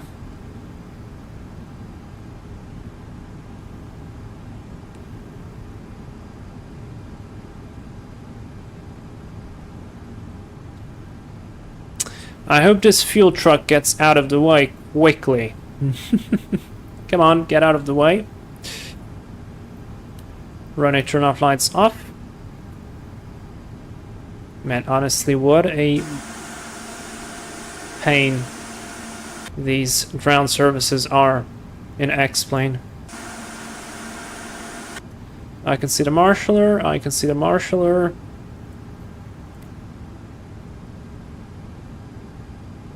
And stop. Parking brake is set, we've got the APU running, APU gen is on, APU bleed is on. Cut the engines. Seatbelt sign off, isolation valve on. All the fuel pumps go off, this goes to off. And below 5% N1, I'm gonna switch the transponder. Where's the Honda? Yeah, that's not a Honda, that's a Falcon on my end, probably, or something like it. But, pretty cool. Okay, come on, almost 5% N1, beacon light off. And we're gonna keep being here on the, on APU. Alright, so let's go call fuel truck, call Chuck's Stairs, LSU, passenger bus, and I think that's about it. Open the door, open. Unlock the cockpit door. And there we are. Actually, you know what? We could do this the other way. Let me do gate config. And now I could call stairs and bus. Like this. Be a lot better. A lot more realistic. Alright guys, first flight is done into Jackson Hole. We did it. Flashlight and honk. Yeah. Okay, let's check. What do we have here on Volanta? So the descent was all but nice. Landing was minus 127. We don't have Shay TP here to guess our landings. But it was good. Flight time 1 hour and 1 minute. Block time 1 hour and 14 minutes. We've burned 2.7. And everything looks great. So now, let's prepare ourselves to a flight back to Jackson Hole, Jesus, to Salt Lake City. Call sign is going to be 312. Jackson Hole to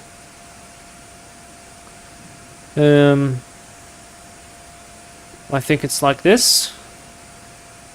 Yes, Salt Lake City, beautiful.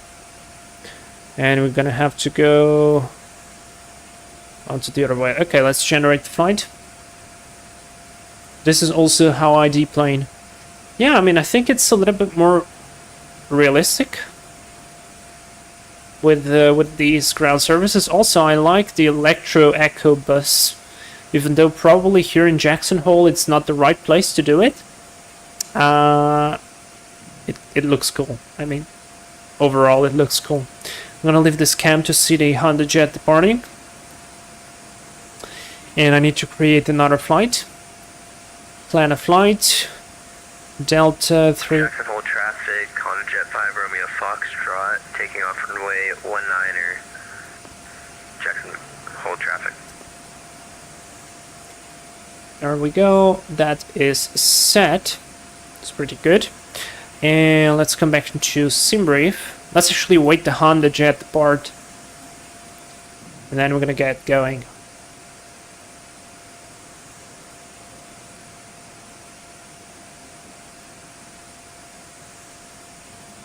Gonna probably get a very early rotation.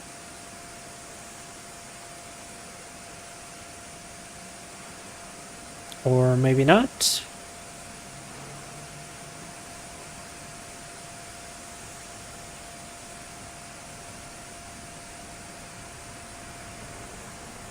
Yeah, fairly okay.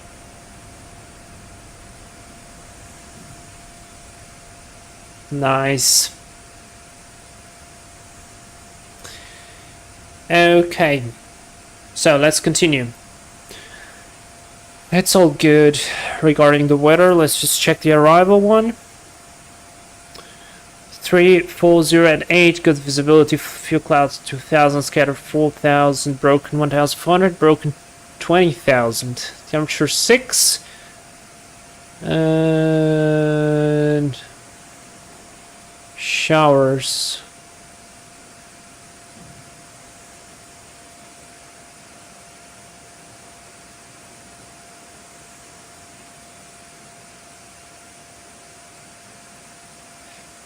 Let's use Skyvery.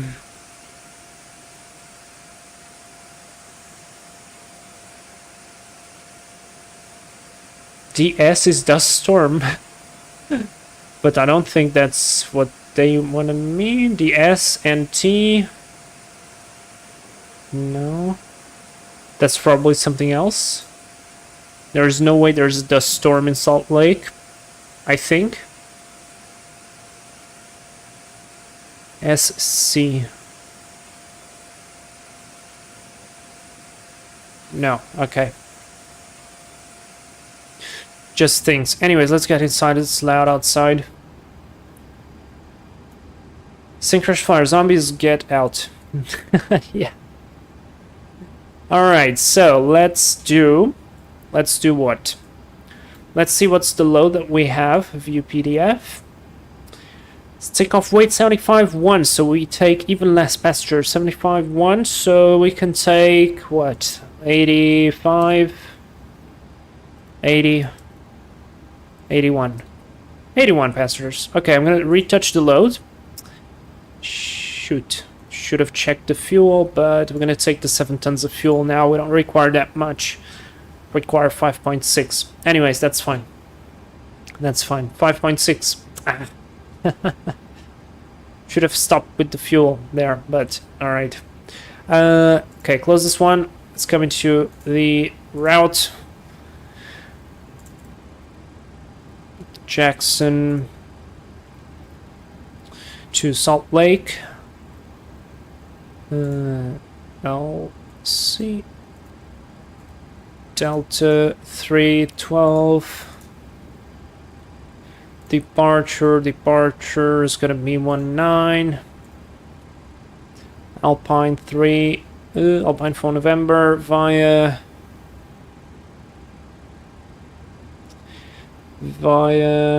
none of that.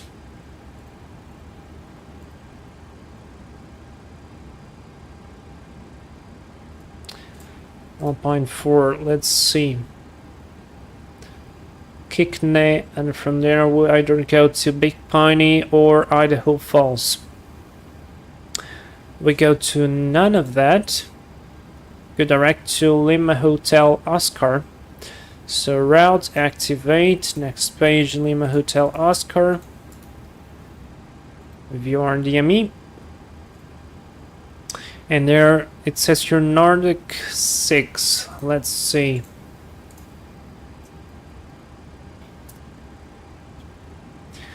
Arrivals. Nordic 6. Oh, Jackson. Goes all the way from Jackson, wow. LHO. LHO... Alright, execute, arrival. Index, arrival into Salt Lake City. Why am I doing this right now? Because the flight is going to be very short. Like maybe 40 to 30 minutes. And let's go for 3-4 left, probably. Could I go 3-4 left? Yeah, I think so. 3-4 left. Let's do ILS on this one. Via Foxtrot uniform.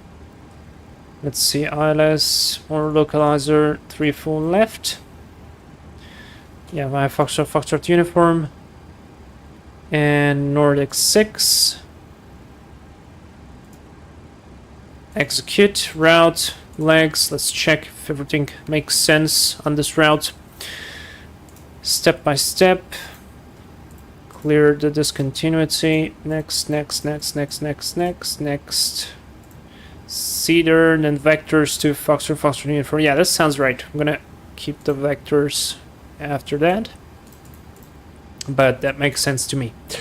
Alright, init ref. We got 7 tons of fuel. Seatbelt sign is gonna come on. Fuel pumps are gonna come on. Gross weight is set. Now I've got a bunch of reserves because I've uploaded more fuel than I should have. Reserves are 1.3.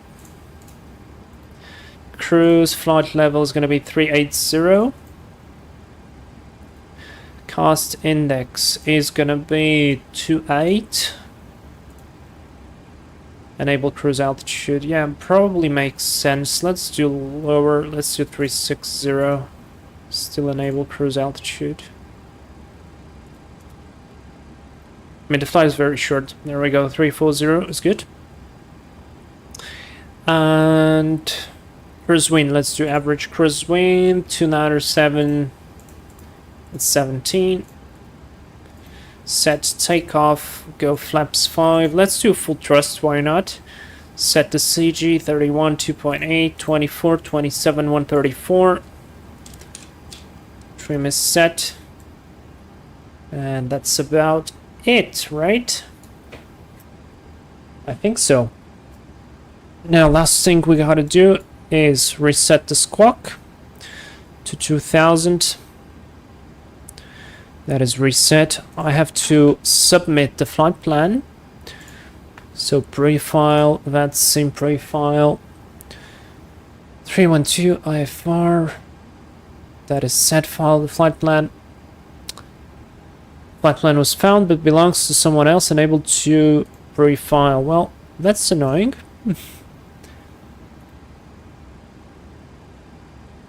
What do you mean? What if I do 313? Okay, 313, let's disconnect and connect. Now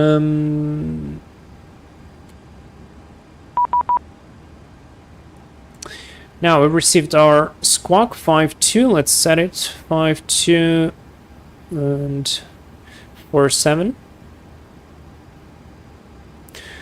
That is set. This is relayed. Your notification. Blah blah blah. Okay, 14,000 will be the initial. Speed is set.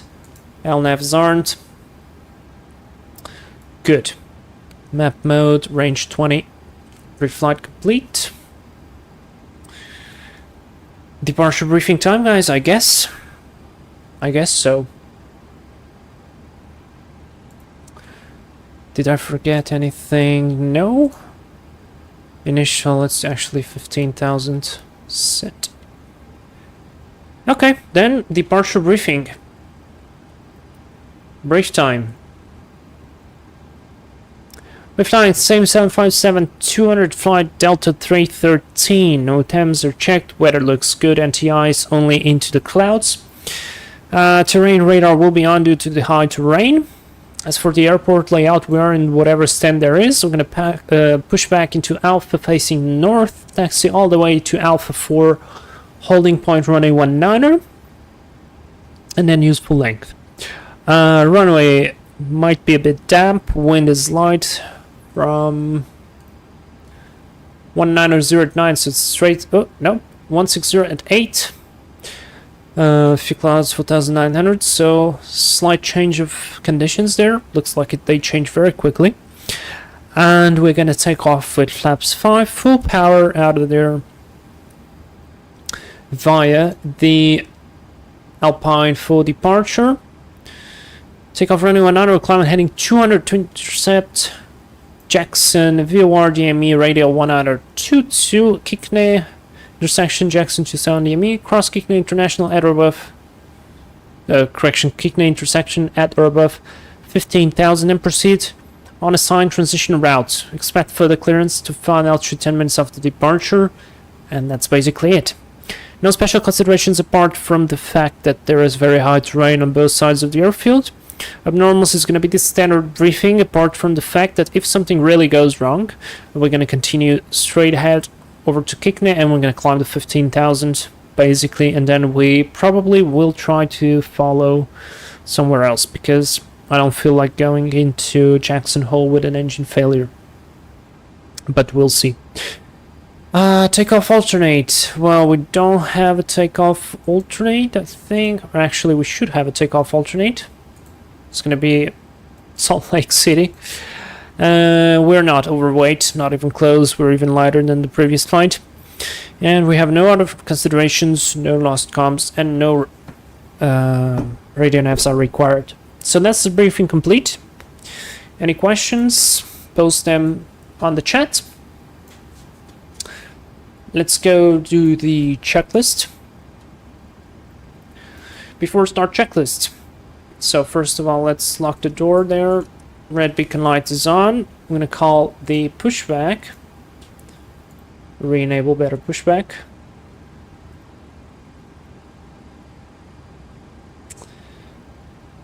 Start pushback. Hey, Captain, let me know where you want this thing. I want to go here. Great news, Enter. Captain, your tow's coming. Let's see, clear up the outside. So remove.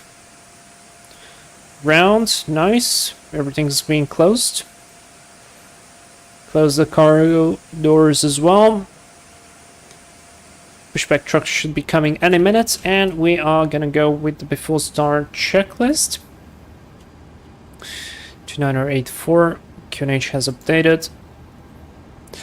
So fuel, we've got 7 on board, balance, passenger sides is on, windows are locked, MCP we've got 134, 190 on the heading and 15,000 on the altitude, LNAV is armed.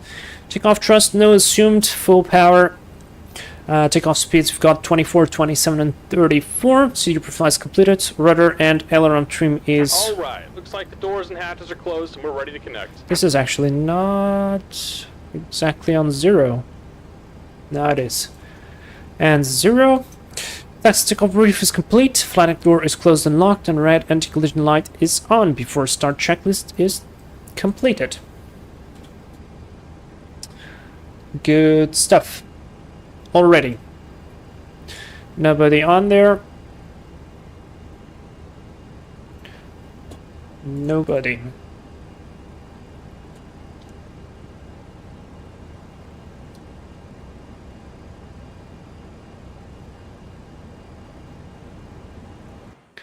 Let's do an outside pushback. Welcome aboard, Captain. Tow's connected, 5 past 10's inserted. Go and kill the parking brake when you're ready to go. Brakes released, you're clear to push. Here comes the pushback. Light 'em up. Actually, let's start the engines and then commence the push. So, backs off. Starting 2. There it comes in 2.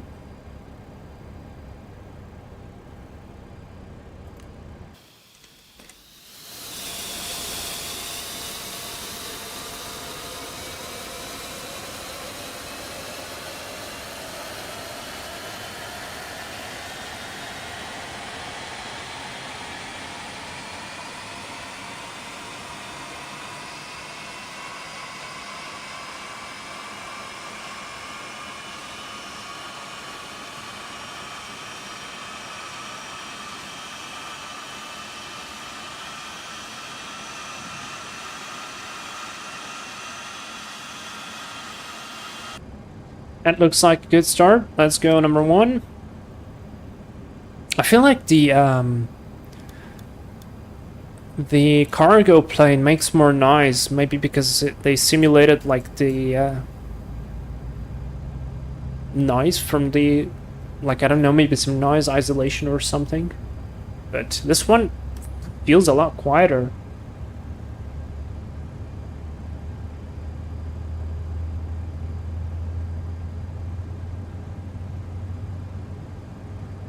Maybe it's just me.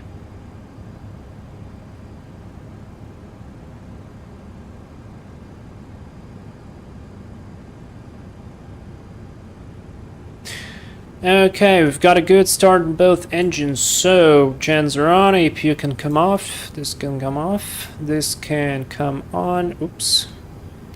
Auto isolation APU off. That is all good. There's the bleed, flaps 5, speed brakes don't require speed brake, RTO set, brake set, they're disconnect. And we're disconnecting the tow. Give me just a moment. Fly, control check, full up, full down, neutral, left, full right, neutral, rudder, full left, full right, neutral, electrals check. Before next checklist, NTI is not required, isolation valve. Making sure it's off, recall is checked. Auto brake, RTO, ground movement about to be clear. Before next checklist complete. Synchronous flyer, I've never flown 757 in real life. I wish I can. Yeah, I wish I could as well. That's such a brilliant plane. I think you still can fly 757 on Jet 2. Condor And we're disconnected. still have Signal some. pin on the right. Take it easy and have a safe flight. And what else? In the United States, United and American only have him. Lights are on. Waiting for the hand signal. With the pin. Terrain radar on this side. Let's do weather radar on the first officer side, actually. It's on the test. Should set it weather and turbulence. There we go. Hand signal received. Brakes are released. Let's go.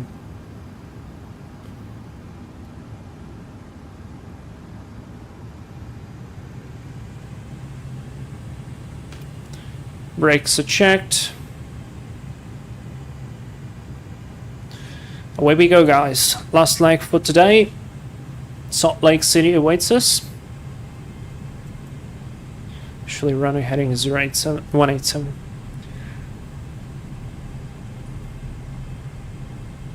There's nobody around.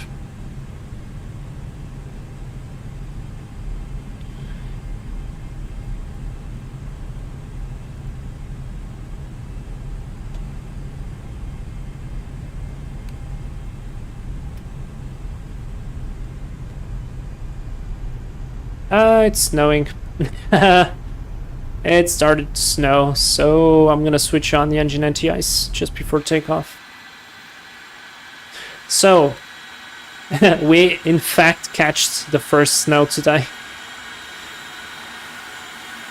After all.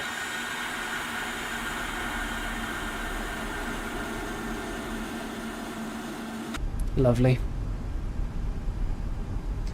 Oh yeah, Condor had a 757 trainer, so that's 757 stream Frankfurt Mallorca.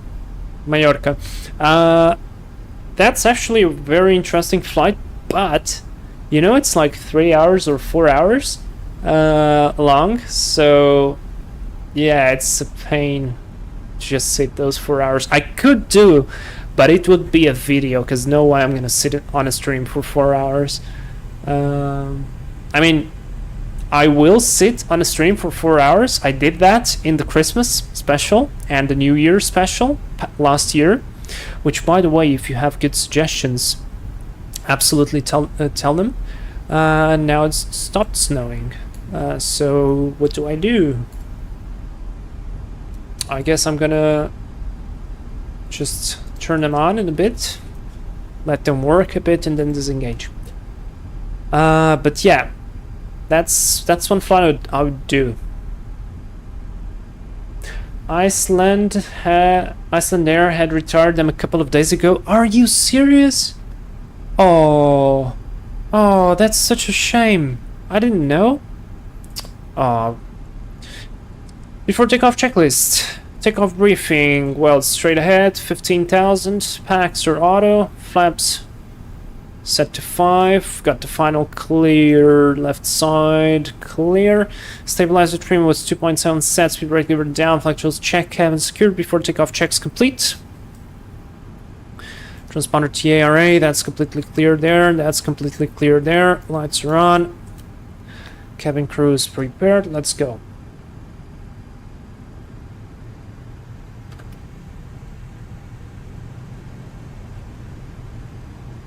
Ah, wait. Yeah, you're right. Mallorca is like 2 hours. That's correct. Ah, I was sorry. I was confused with the other one, with Tenerife. Tenerife is like 4 hours. Yeah, you're right. Well, maybe. Maybe then it will work. Right, guys. Takeoff OKs in chat. Let's go. Stabilized. And EPR. Brakes released. Takeoff. EPR set. Airspeed is alive.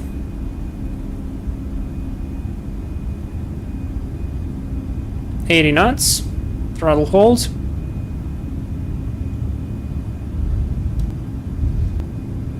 V1. Rotate.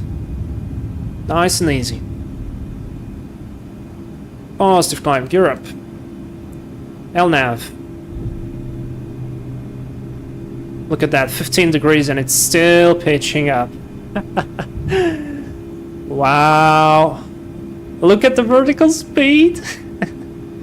I'm gonna keep above like this, no more than this. Because then I'm gonna have the power reduction. Let's go. Anti-ice off.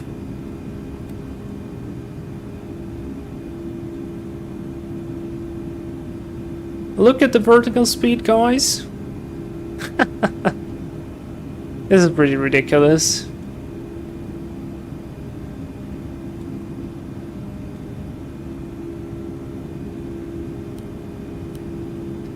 Autopilot. VNAV. APR VNAV speed.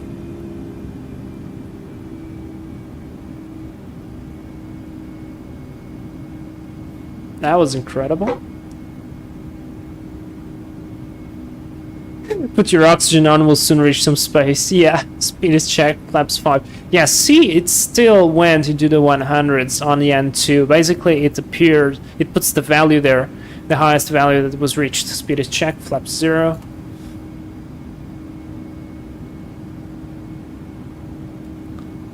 So, yeah. Man, but what a rocket. We should be crossing Kikne above 15,000. We are already passing 12,000. What a crazy speed. 10,000 feet, lights are off. And we are about 200 into the clouds, so let's go again. Anti-icing on.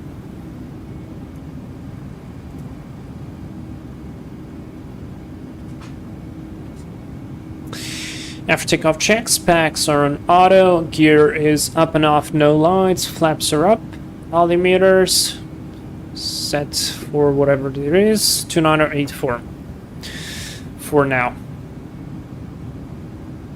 Okay, and now let me just do a 250 knots here on the climb out, so we get out of this cloud as quick as we can.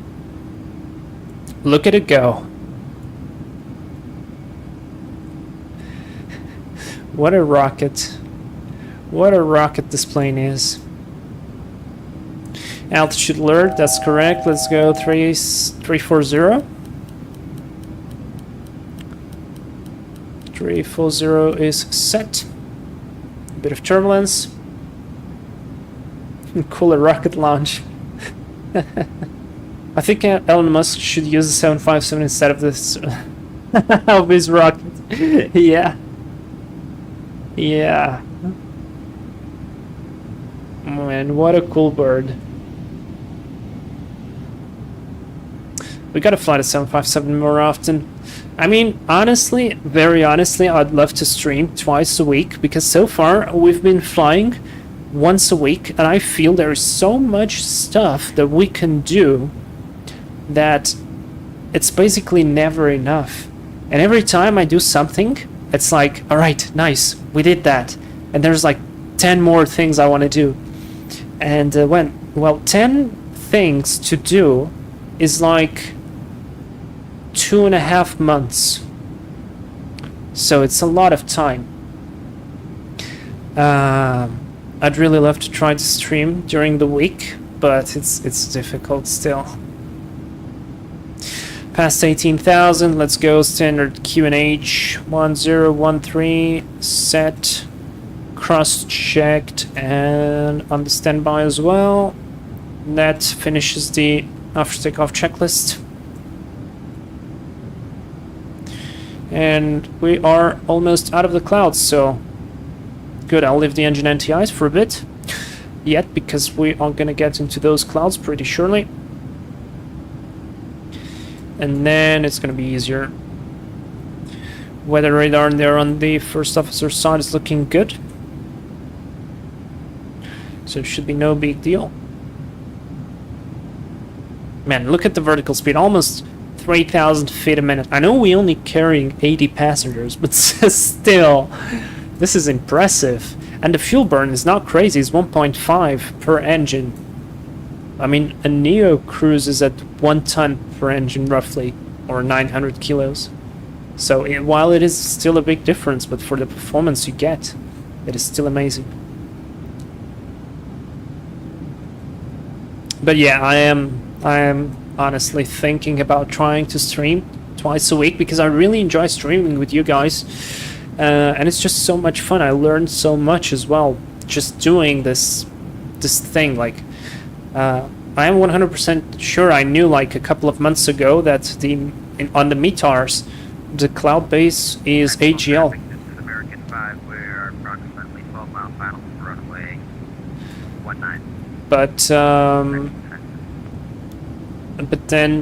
then I forgot it, because well, time passes on and you have to remember so much stuff. And then on the stream, having Store had to tell me like, hey, the METAR, the cloud bases are in AGL, and I went to cross check it and it was true. So it's good, keeps you fresh.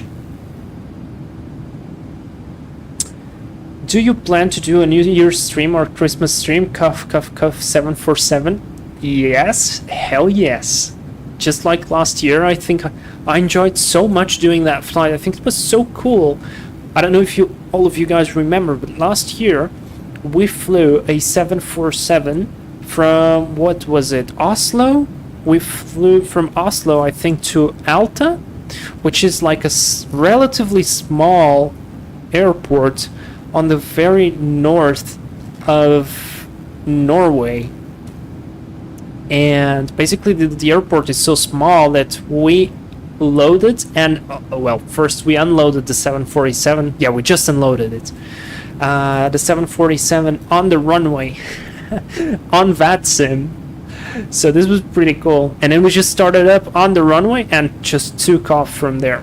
And we had to go around because I tried to do the visual approach with an RNAV, which actually worked pretty okay, I would say. Let's do seatbelt sign off. And yeah, then we had to go around. We made the ILS, we landed there. The runway was like 2 kilometers something. Yeah, and it was very fun. And then we returned to Oslo and we had like a radioactive sunset. FMC message, enable cruise altitude. Well, you are a liar, because I am 100% sure we're gonna get to flight level 340 before the top of climb even. What if I do cost in X5? No, it still gives me that.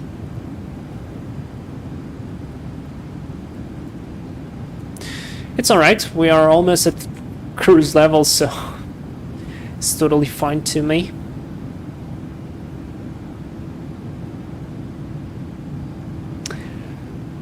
Cooler, I think you said you don't use Auto Orto, so did you do Orto for XP for the whole world? More or less, yes. I can actually show you how much Orto I have. It's like 3,000 tiles or something, or maybe more. So let me see, let me open Orto for XP and open the world map, and I'll show you what do I have. So okay, so what zoom level and how much space did that take? Yeah, 1 second. So that took quite a lot of space. Basically I bought a drive just for that, which is fine to me. I bought it a long time ago and I use it for work as well, so it's reasonably okay. And it takes me probably about 3 terabytes, 3 to 4 terabytes. It's not the entire world, but yes. Speaking of zoom level, well, I have some places which are very high zoom level, like zoom level 17. Like the entire Portugal is zoom level 17. Most of Spain is zoom level 17 because I wanted to do some VFR flying, and maybe it could be useful for me to learn something for the real world flying. Then I think New Zealand is zoom level 16 because it's a beautiful place. Then some smaller places like Iceland, I think Iceland, and some places in the United States and somewhere in Europe is zoom level 16 as well. And then the entire, or almost the entire Europe is under zoom level 15, but high zoom level for the airports. Most of the US is like that too, not here on Jackson Hole, even though I think I should have done like a zoom level maybe 17 for just Jackson Hole, but yeah. And so let's just level off from the cruise. Let's actually prepare the arrival because, well, so far I think everything is good. I don't see any control in Salt Lake, so we'll leave it as is. We'll do the VNAV descent, and then I'll just switch to vertical speed for the final track, turn inbound, do the ILS, and that's it. The minimums is 200 feet. And what else? Let me just switch over back to VNAV now.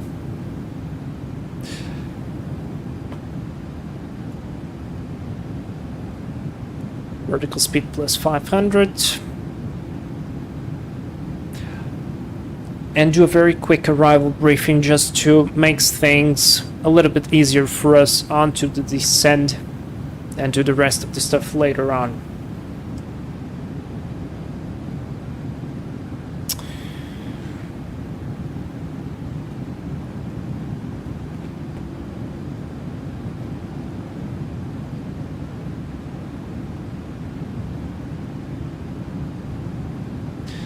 Plus 900 there.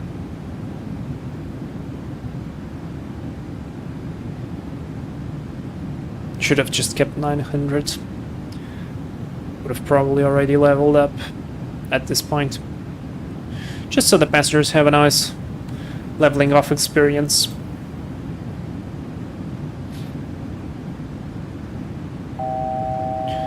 Whoa, what the hell was that? VNAV. VNAV path. Why is the speed going down? Let's keep 77. Weird. It's probably whatever changes. Okay, and let's do a very quick arrival briefing just to make sure that we've got everything more or less set up. So, to start with, the status of the airplane so far is all good. The weather in Salt Lake City is oof, 34017 gusting 22. Woo, this is gonna be fun on the 74, correction, on the 75. Scatter 2500 broken, 7000 broken, 20,000, temperature 62992.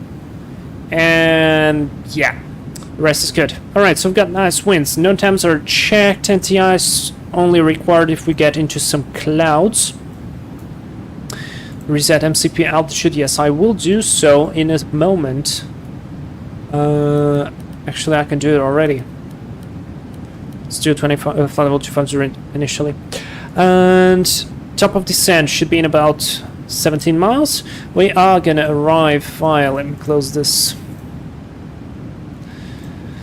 via the Nordic 6 arrival from Brigham City, Lima Hotel Oscar, and we are gonna go to landing run 34 left from Nordic, track 178 to set, then says depicted to cedar, then on 164 heading, expect radar vectors to final approach course. We've got the last comms procedure there, and from there we do a left-hand turn into far field FFU. This is like a VOR? No, this is a CAN, I think. VOR? No, VOR. And from there on we go into the ILS 34 left. Frequency 101.9 is already set, and course 344 is already set as well. And our alternate, well, we've got a ton of fuel because I've uploaded an extra, so we're fine on that. Config and distance, you probably checked that I've put flaps 25 on that because the speed is only 120, so 125 is going to be our final speed. And auto brakes 2. Then I anticipate to vacate somewhere into the right, maybe Alpha 6 or Alpha 7, taxi back into the terminal and park anywhere it's possible. No special considerations, no abnormals. That's the arrival briefing complete. So, are we gonna start down? Looks like so. Seatbelt sign on, descent checklist. And pressurization, landing altitude, that's not set. Let's set that up. So 4,200 feet roughly.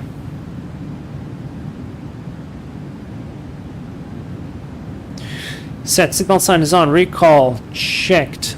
Auto brake is set on 2. Landing data we've got, if you ref 120, VAP 125, minimums 200 radio. Approach briefing is complete, descent checklist is complete. Drag required, that's a lie, and down we go. So now I wanted to show you what do I have regarding of ortho, and this is what I have. So this is Europe. As you can see, London is zoom level 17, Ireland, England, Faroe Islands, Spain, parts of Spain zoom level 17, entire Portugal zoom level 17, a little bit of Morocco, and Italy, a bit of Turkey, Greece, Bulgaria, Serbia, Croatia, Slovenia, Slovakia, Czech Republic, Germany, Denmark, a bit of Estonia, Latvia, a bit of Finland, because I don't think this is basically kind of mostly forest, so probably not required. The whole Norway because it's beautiful, and this is where we went. I think Alta is somewhere located somewhere like here in the very northern part. Yeah, so from here let's go west. I have a little bit of Egypt, Cairo. This is for some later ideas that I have planned. I have this part here, this here, Kathmandu, because I have plans to go to Kathmandu, and what's the other name? There's that airfield in the mountains. What's its name? Oh my god, what's the name? Not Paro, the other one, for the smaller planes. Because Kathmandu is like the capital of Nepal, but there's like no. Bhutan is a region. Lhasa, we're gonna go there as well. And it just blocked. Lukla, yes, Lukla, exactly. Oh come on, man! It just froze. The map doesn't want to work. All right, let me close it and let me open it again. Yes, Lukla, exactly. I want to go to Lukla. Oh, come on. Orto 4XP playing games. Oh, I was moving the map with the wrong mouse button. Okay, so yeah, I have this part here of China because I want to go to Lhasa, which is a very interesting airfield as well. Then over here, Vietnam, China, Hong Kong, Taiwan a bit, Japan, the entire Japan, South Korea, a little bit of Russia. Should put this place here probably as well because it's beautiful. No, never mind. This place, I mean, this is cool, but this is better. Kamchatka. And then this is the US Virgin Islands. I think that's how they are called. Now, as we are going down here, I've got some parts of Australia because I have a bunch of ideas to do in Australia. I'm just waiting for the right time. Entire New Zealand because it's amazing. And yeah, good, I noticed. And now I have to scroll the entire way back. I don't have anything in Africa, but I probably should. Well, apart from Morocco, Canaria,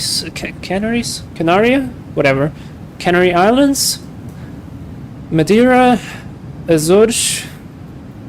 Starting from up here, a little bit of Greenland, Iceland.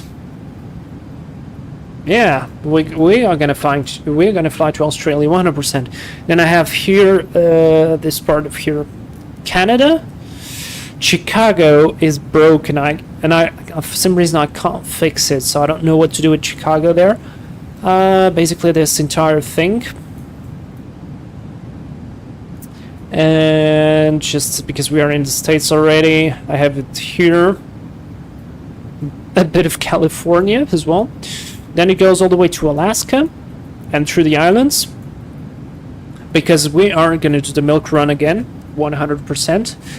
And then I know I have a little bit in Brazil because you probably noticed that on the latest vote I suggested to fly from Rio de Janeiro to Sao Paulo on the 319 in that small airfield they have there in Rio, which is quite nice.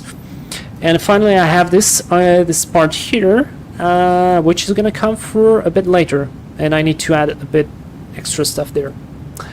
So that's basically the entire orto that I have. That's about 2,500 tiles, so not as much as I was thinking, and mostly, yeah, zoom level 15 as you just saw it, so that's about it. Alright, let's focus on the flying now. We are approaching transition level, so let's see, where are we going? Sync the heading, first things first.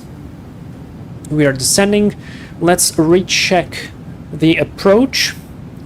So set is at 15,000, then Diane, Anthony, Cedar, etc. goes as is, and then far field.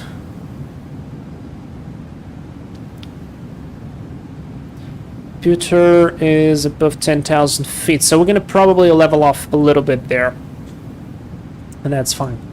Just check the latest weather into Salt Lake City. QNH 2992, let's set that on the standby. It already is, it's actually standard pressure, so good stuff.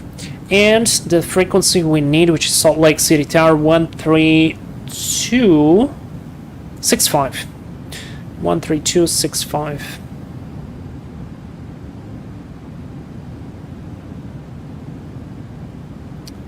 Perfect, let's switch to it.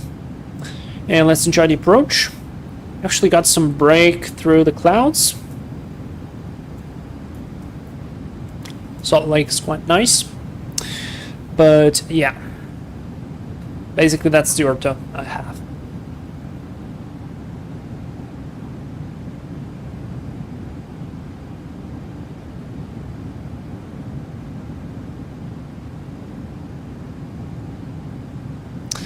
Lovely 757. Absolutely lovely.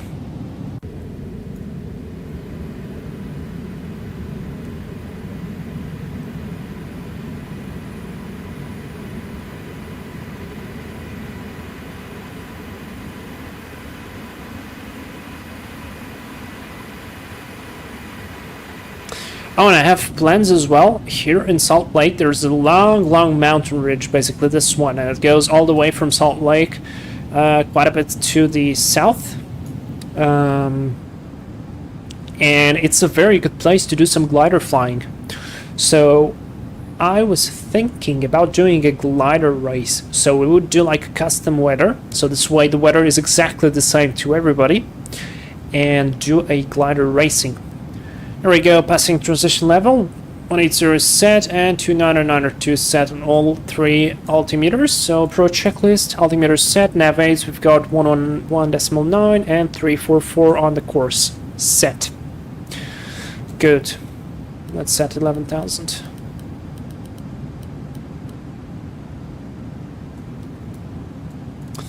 Total air temperatures -2, so definitely gonna switch on the anti-icing equipment. Should be able to see Salt Lake City Airport soon enough. And yeah.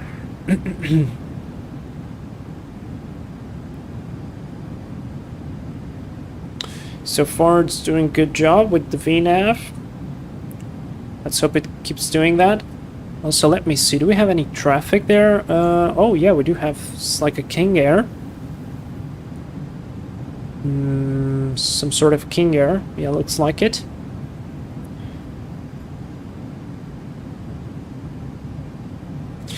And entering the clouds.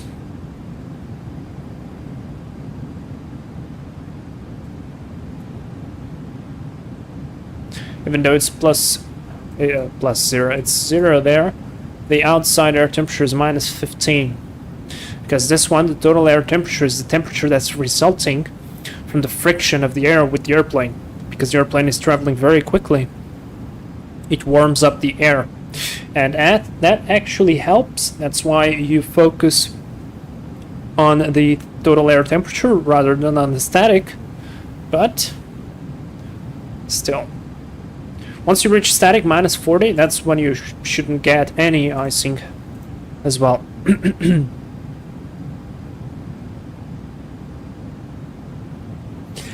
And yeah, Sync Crash Flyer, we're gonna fly to Australia, 100%.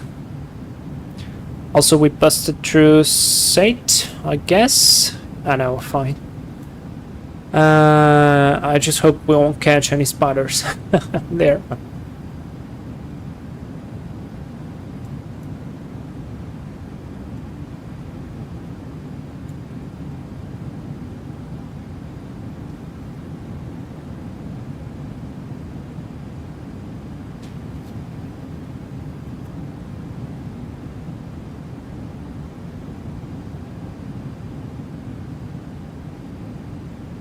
And New Zealand. New Zealand is amazing. We already flown to New Zealand, and I have a flight planned for New Zealand, which is gonna come probably at the end of November.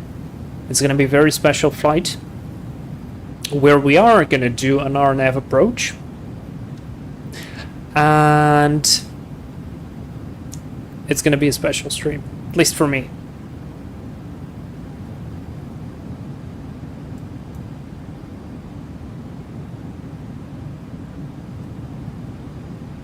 Oh, nice opening in the clouds.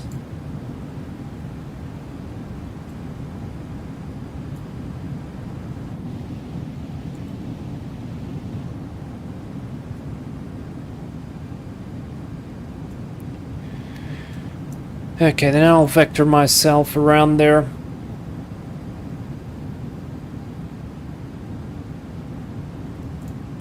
Just confirm that computer is above 10,000 feet.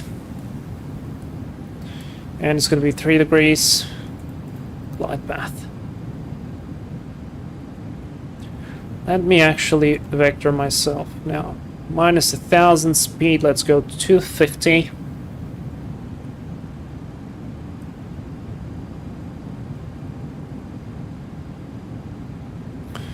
We're actually minus 700. 11,000.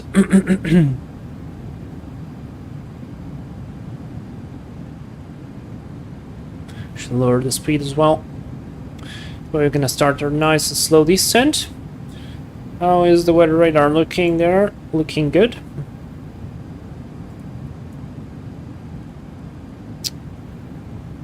There we go. I just wanted to lower the terrain because it's a little bit distracting sometimes. They have spiders big as little dogs. Yeah. Those guys are brave. And I love the color of the clouds here. I think they are just very right.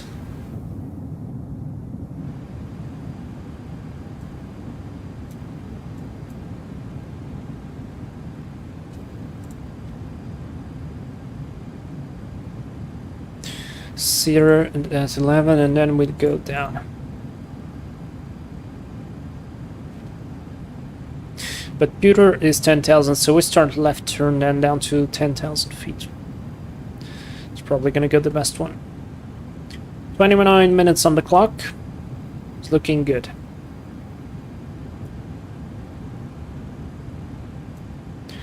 Total air temperature +1. Now I'm gonna still keep the anti-icing on. Oh, nice looking terrain down there.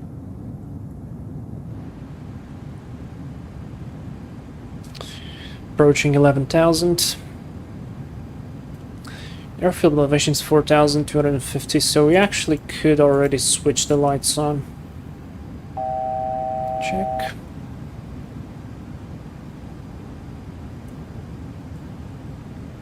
There's the airfield. Let's see if there's anybody there. Yeah, we've got... maybe that's static. Yeah, it looked like static airplanes. Nope, not much, actually. Let's see. Yeah, this is 100% static airplanes, and that one is as well. And that one is as well, because it's Delta Hub. Those are as well. LATAM, really? And British Airways? France, CRJ, okay. Let's see, anybody here? Nope. Oh, there's the Dash Q400. Is that Shay TP? Maybe, or that's a Beechcraft. Alright, there we are, 11,000 feet. Next is going to be 10,000 feet.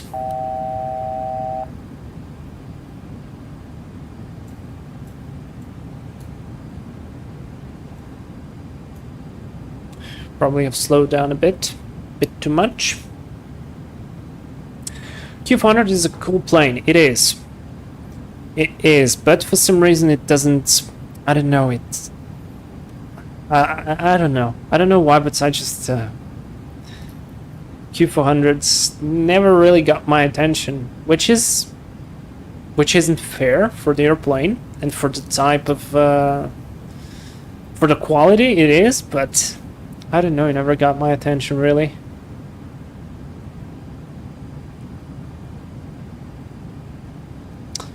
But we gotta fly on the King Air more. Yesterday I did a small flight with Emil on the King Air in VATSIM. Got some nice ATC. And I completely botched everything autopilot related. Because I was not used to fly the GNS version. Which is funny because I did the tutorial for the avionics of the GNS. And then I completely... absolutely destroyed everything autopilot related. Which is good, which means I am rusty and I need to practice more, but still that was that was pretty funny. That was actually pretty funny. Alright, we are reaching Puter, almost. Camry Dunlop. So, let's see. In Dunlop, we have to be above 8,000 feet. So my suggestion is, let's start 8,000. Set a nice vertical speed and start to go down and left turn inbound the airfield as we pass Dunlop.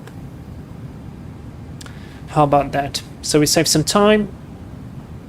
I could basically just do it direct as well, but I'm gonna do the heading turn first, because this plane always gets your, if you do direct too and it's very offset, it always fixes your position from where you click the direct, and because you are flying very quickly, that position gets offset very quickly as well. So let's go minus 900 to start with, or minus 1,000 even.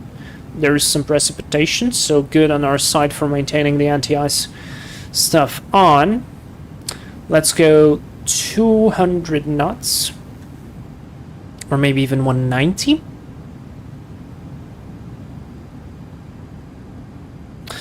And let's go, speed is checked, flaps 1.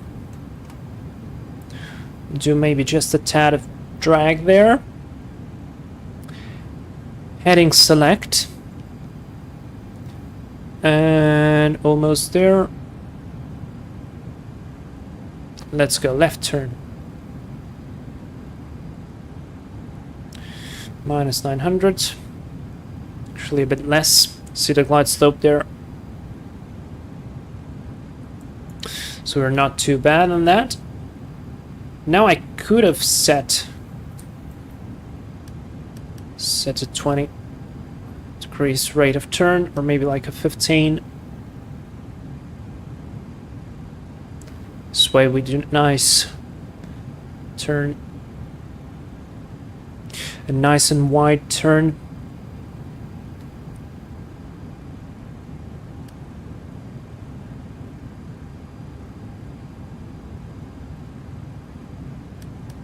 Let's do auto now.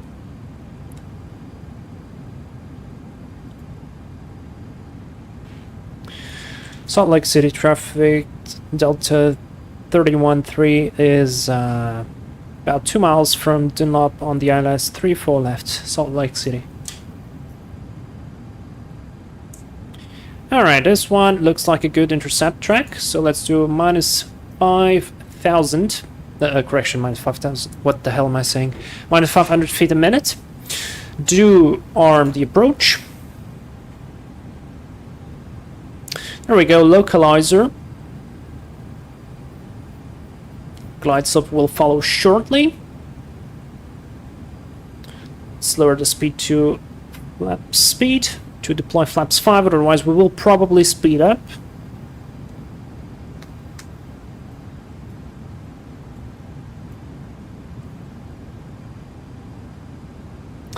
And I also fly it rarely. Yes, and Crash Fire. By the way, let me tell you, I love your screenshots on Facebook group. There's the glide slope. Shay TP, hey, joined in quite late. Man, we were just about talking about you. No jokes. Because there's somebody in Salt Lake on a Dash Q400, I think, and I thought that maybe it was you. Alright, Mr. Roach, climb to 4,800 and climb left turn to 8,100. To Tango Charlie Hotel Vortec, radial 249er to Saco, 20 near me and hold. Alright, so 8,100 is the go around altitude, so we're gonna set that. Now we are set up. We are 16 miles out. No, wait. Yeah, let's do a direct to flag. This way our LNAV catches with us.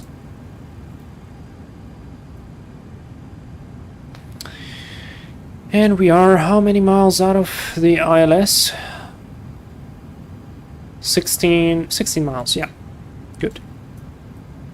Uh-oh. Oh no. Oh no. No! I didn't notice! Oh no. Oh, this didn't happen for a long time, really? Oh, what a bummer. I'm gonna submit the report. No. Your computer broke, Shay TP. Oh, that's a shame. That's a shame. Oh, come on. We were so close to landing. That was so nicely done. Ah, shit. Okay, enjoy this picture. Alright guys, so do you want me to try to spawn very quickly and do a landing anyways in Salt Lake outside of VATSIM? Just so that we can say that we've completed the landing and and that is it. Yeah, it's a good picture. It's a friend of mine and sent me. Oh man, really? And probably it was my fault because I pressed it so many times. Or maybe because I did the direct too with the LNAV and it broke it. Maybe because of that. Okay, so anyways, we're gonna load up with the plane on the runway, and then I'll just literally move the airplane through the map. We do the ILS, we land, and we say the flight is completed. So, oh come on, explain. So funny, are you? This hasn't happened to me in a while, like honestly, and I've been testing stuff and changing a lot of airplanes, and yeah, wow. Oh, what a bummer. Alright, KSLC. Let's go runway 34 left, confirm. It's gonna be the 7.5, the real world time, and I'm gonna set it with the engines running. Sorry for this, guys. What a bummer. What a bummer. It's alright. We'll see. I think there is a way to set us for the approach. I think. Not 100% sure, but I think there is a way to set us for the approach. It was so good. Such a nice interception there. Right on the speed, right on the ILS. Everything was so good. Alright, it happens. It's fine. It's flight simming, right? Just have to wait now. I'll probably configure the airplane with flaps 5 at least. We were flying, what, 190? Flaps 5? No, we're flying a bit less, maybe 180. 180 flaps 5. Yeah, 180 flaps 5. And that is it. It's actually impressive to think that we're flying 180 knots, and that's like an intermediate on the low side of things, speed for this jet. And 180 is like a very, very quick piston prop cruise speed. Impressive.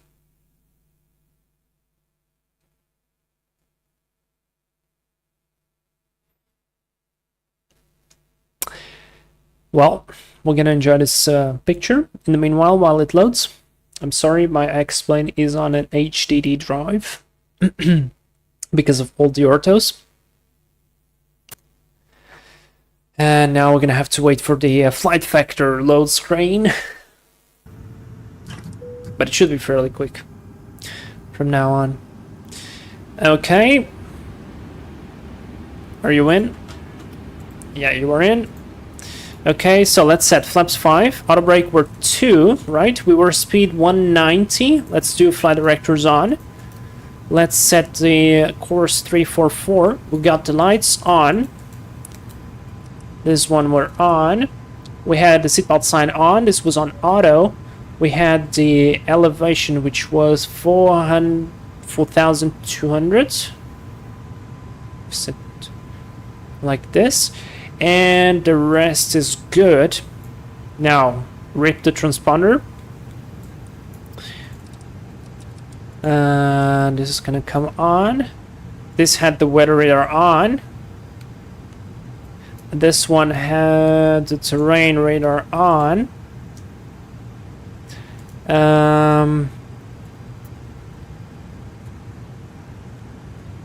Just for the sake of it.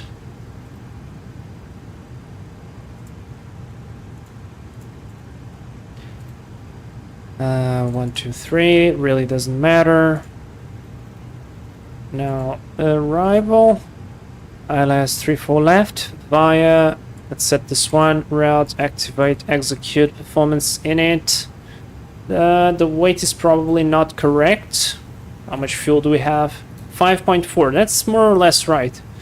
So the fuel probably is actually right, 1.4 here. The rest doesn't really matter. Takeoff not required. Okay, and approach speeds. So the approach speeds are right, more or less. So now let me see. Let me do it like this. Let me do IFR low in route. Let me see it like this. ILS approach. I don't want... Let's try. Oh shit, I forgot to set the course and the frequencies. Let's see. Okay, I have hands-on controls. I'm ready. Come on, X-Plane, you can do it. My throttle is at 50%. And why are you taking so much time? It's literally there. We were literally already in Salt Lake. Okay. Probably would be easier to just take... Okay, my controls. I need more power. I changed everything. 1119. 344 set. And whoa, what the hell are you doing? Okay, let's try and do heading select.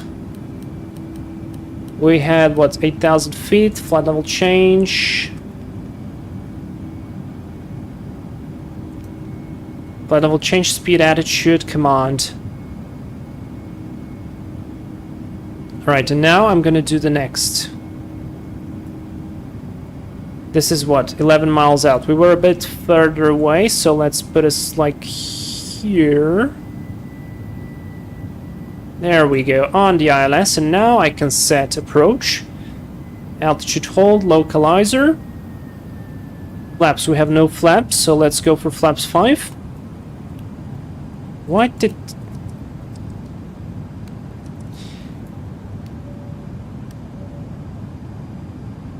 Changed everything again. What a bummer. Okay, that is set. Why is it on the map mode? There we go.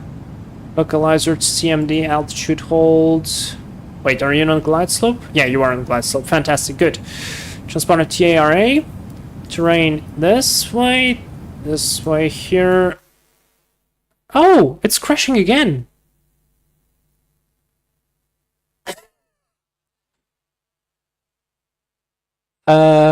14.6. Okay, guys. I guess X-Plane is just giving us the middle finger.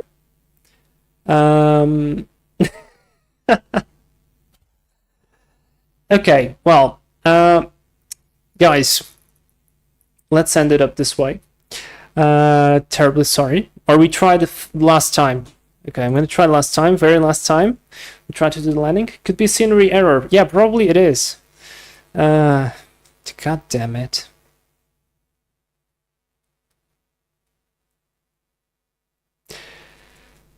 But it's weird, because I've flown there like a couple of times and it was fine. I think it's something related to the airplane. God damn it.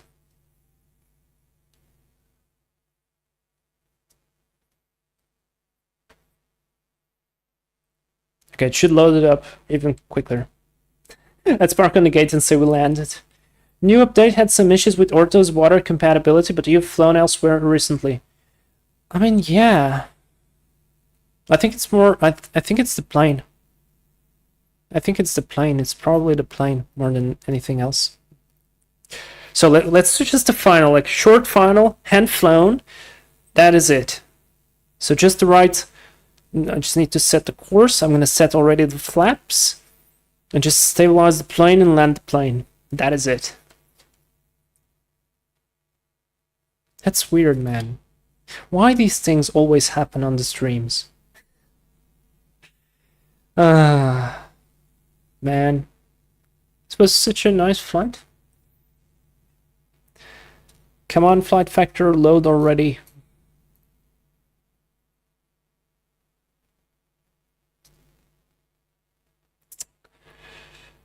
Okay. By the way, any ideas for the next week flight? Maybe like what plane, what location, what would you like to see? Okay, so let's do it my way. Lights are on. I'm gonna switch all the lights on because we're gonna have the gear down. Arm the speed brakes. Let's set the flaps to 25. Auto brakes 2. Set this there. Set this here. Set this here. 111 decimal. Was it 9? 1119. 344 on the course. Map mode. That's set. I mean,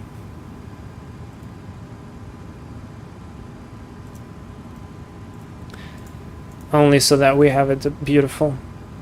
KSLC, flight number 123. Arrival, 34 left. Oops.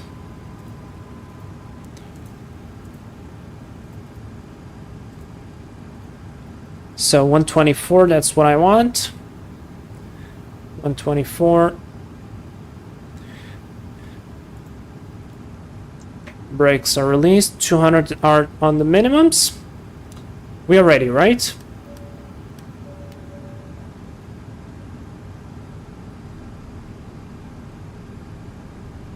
I think so. Now, let me add power. Let me go into the map. And now this is gonna go onto a bunch of errors. There we go. Move it backward a little bit. And there we go. My controls. Okay, let's go follow that glide slope. Alright, so at this point, guys, we are just continuing our live stream. VFR in Slovakia. Good for you, man. Good for you. So we are flight directors off. Waiting on our speed. Flaps are set for landing. Auto brake is armed and speed brake is armed. So at this point, it's just landing checklist, cabin, speed brakes, gear, and flaps. That is all set and done. There we are on the glide path. Stabilize the engine power. Trim the airplane. And let's go land. Oh man, it's really powerful. I'm just adding 40%. It's already climbing with the speed. Wow. Alright, let's go. It should be gusting to 22. It's definitely not gusting to 22 right now. It's 6 knots on the wind. Trim it nice and properly. 128 on the speed. Just a little bit fast, but okay. A bit low. Let's correct that. 1,000. Checked. We are stabilized, guys. Let's go. JTP, maybe something like exotic like Lukla. Ah, you see, I just spoke about Lukla like maybe 10 minutes before you came in. So, I have plans to go into Lukla, but... Oh shit, I need to stop. Let's focus. Speed was low, so let's catch up on the speed there. 123, 124, there we go, stabilize there. So yeah, I have plans to go into Lukla, but with another plane. That plane will come up slightly later. And I want to do like a very cool operations to Lukla. And Emil and Mike will help me out, because if you guys saw, I mean, wait, let me land, and then I'll finish my sentence. Speed is a bit high, let's correct that.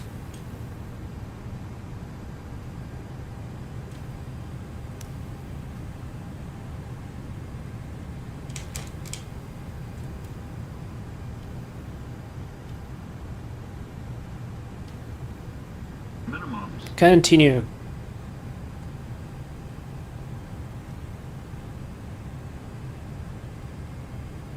$100. 50, 40, 30, 20, 10. Well, that was firm, but on a certain line. So speed brakes are up, reverses are normal. Deselling.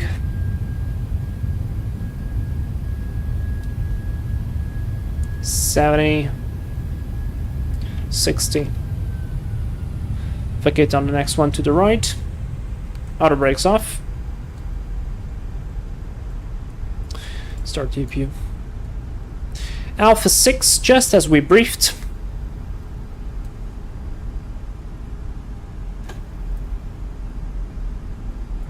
Flaps up.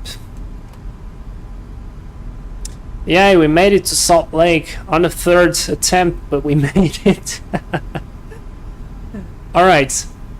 Okay, we have passengers, otherwise I would have gone there to the maintenance hangar. Let's go and find a place to park. Clear left, clear right. I mean, we are offline right now, so it doesn't really matter. Terrain radar. It's already off. Alright, then lights off. This one goes off as well. Auto brakes disarmed. Flight directors were off, so that's nice. And let's go turn here to the right. Find a nice place to park. Third time is the charm. Oh yeah, you're right. Okay, reaching the ramp. Runway turn off, lights off. Leave the APU on. APU gen can come on.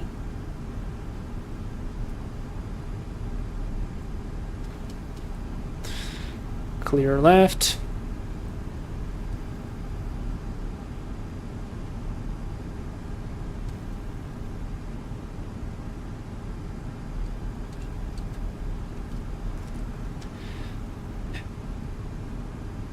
So yeah, what I was saying about Lukla is I have a flight plan to Lukla, but I want to do it very specifically because I don't know if you guys ever saw, but I saw those videos on the internet where there was like a girl who filmed an 8-minute non-stop video of Lukla from like the apron, and you see the first plane arriving, then the second one, the third one, and they don't shut down one of the engines, which I find impressive. And where is the marshaller, by the way?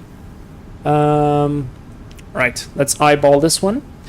So they all come in so quickly, and they do a turnaround, everything like in under 8 minutes. Oh, there it is. And I guess it's gonna stop now. Alright, parking brake set. Let's see. Yeah, there it is. We've got APU. Shutting down the engines. Seatbelt sign off. Fuel pumps off. This goes to off. Wait on the beacon. Isolation valve on.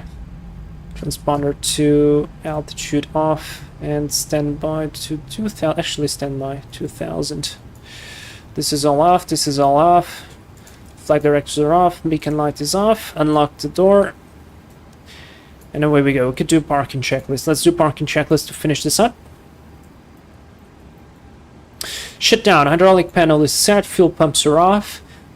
Speed brake lever is down. D10. Flaps are up. Parking brake is set. Fuel control switch is cut off. Weather radar is off. Fantastic. Let's see. I can toggle the jetway, so this is good.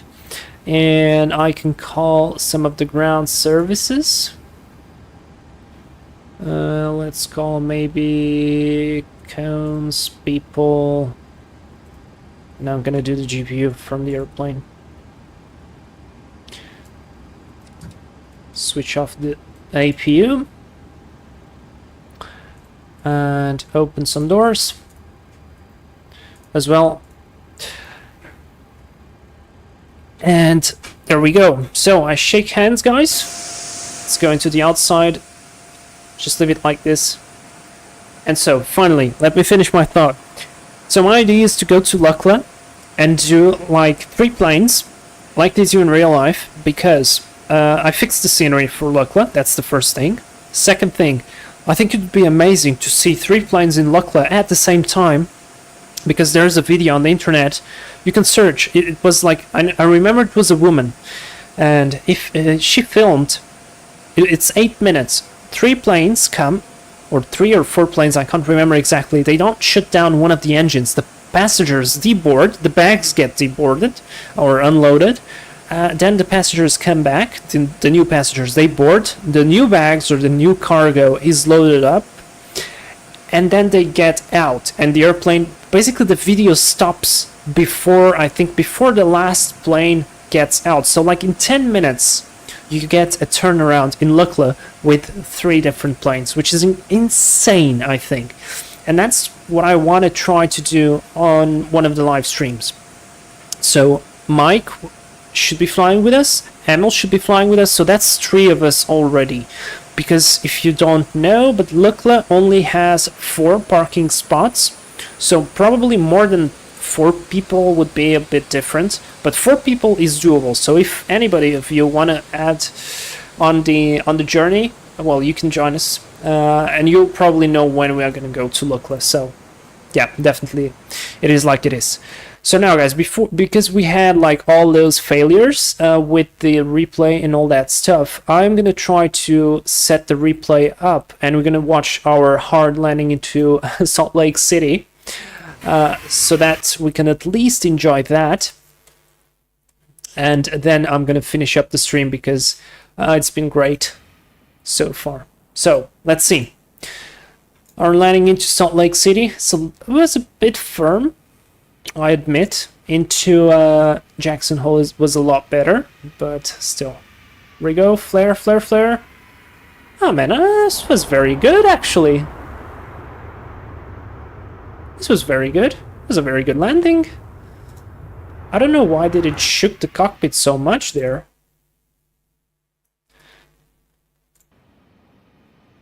That's a great landing.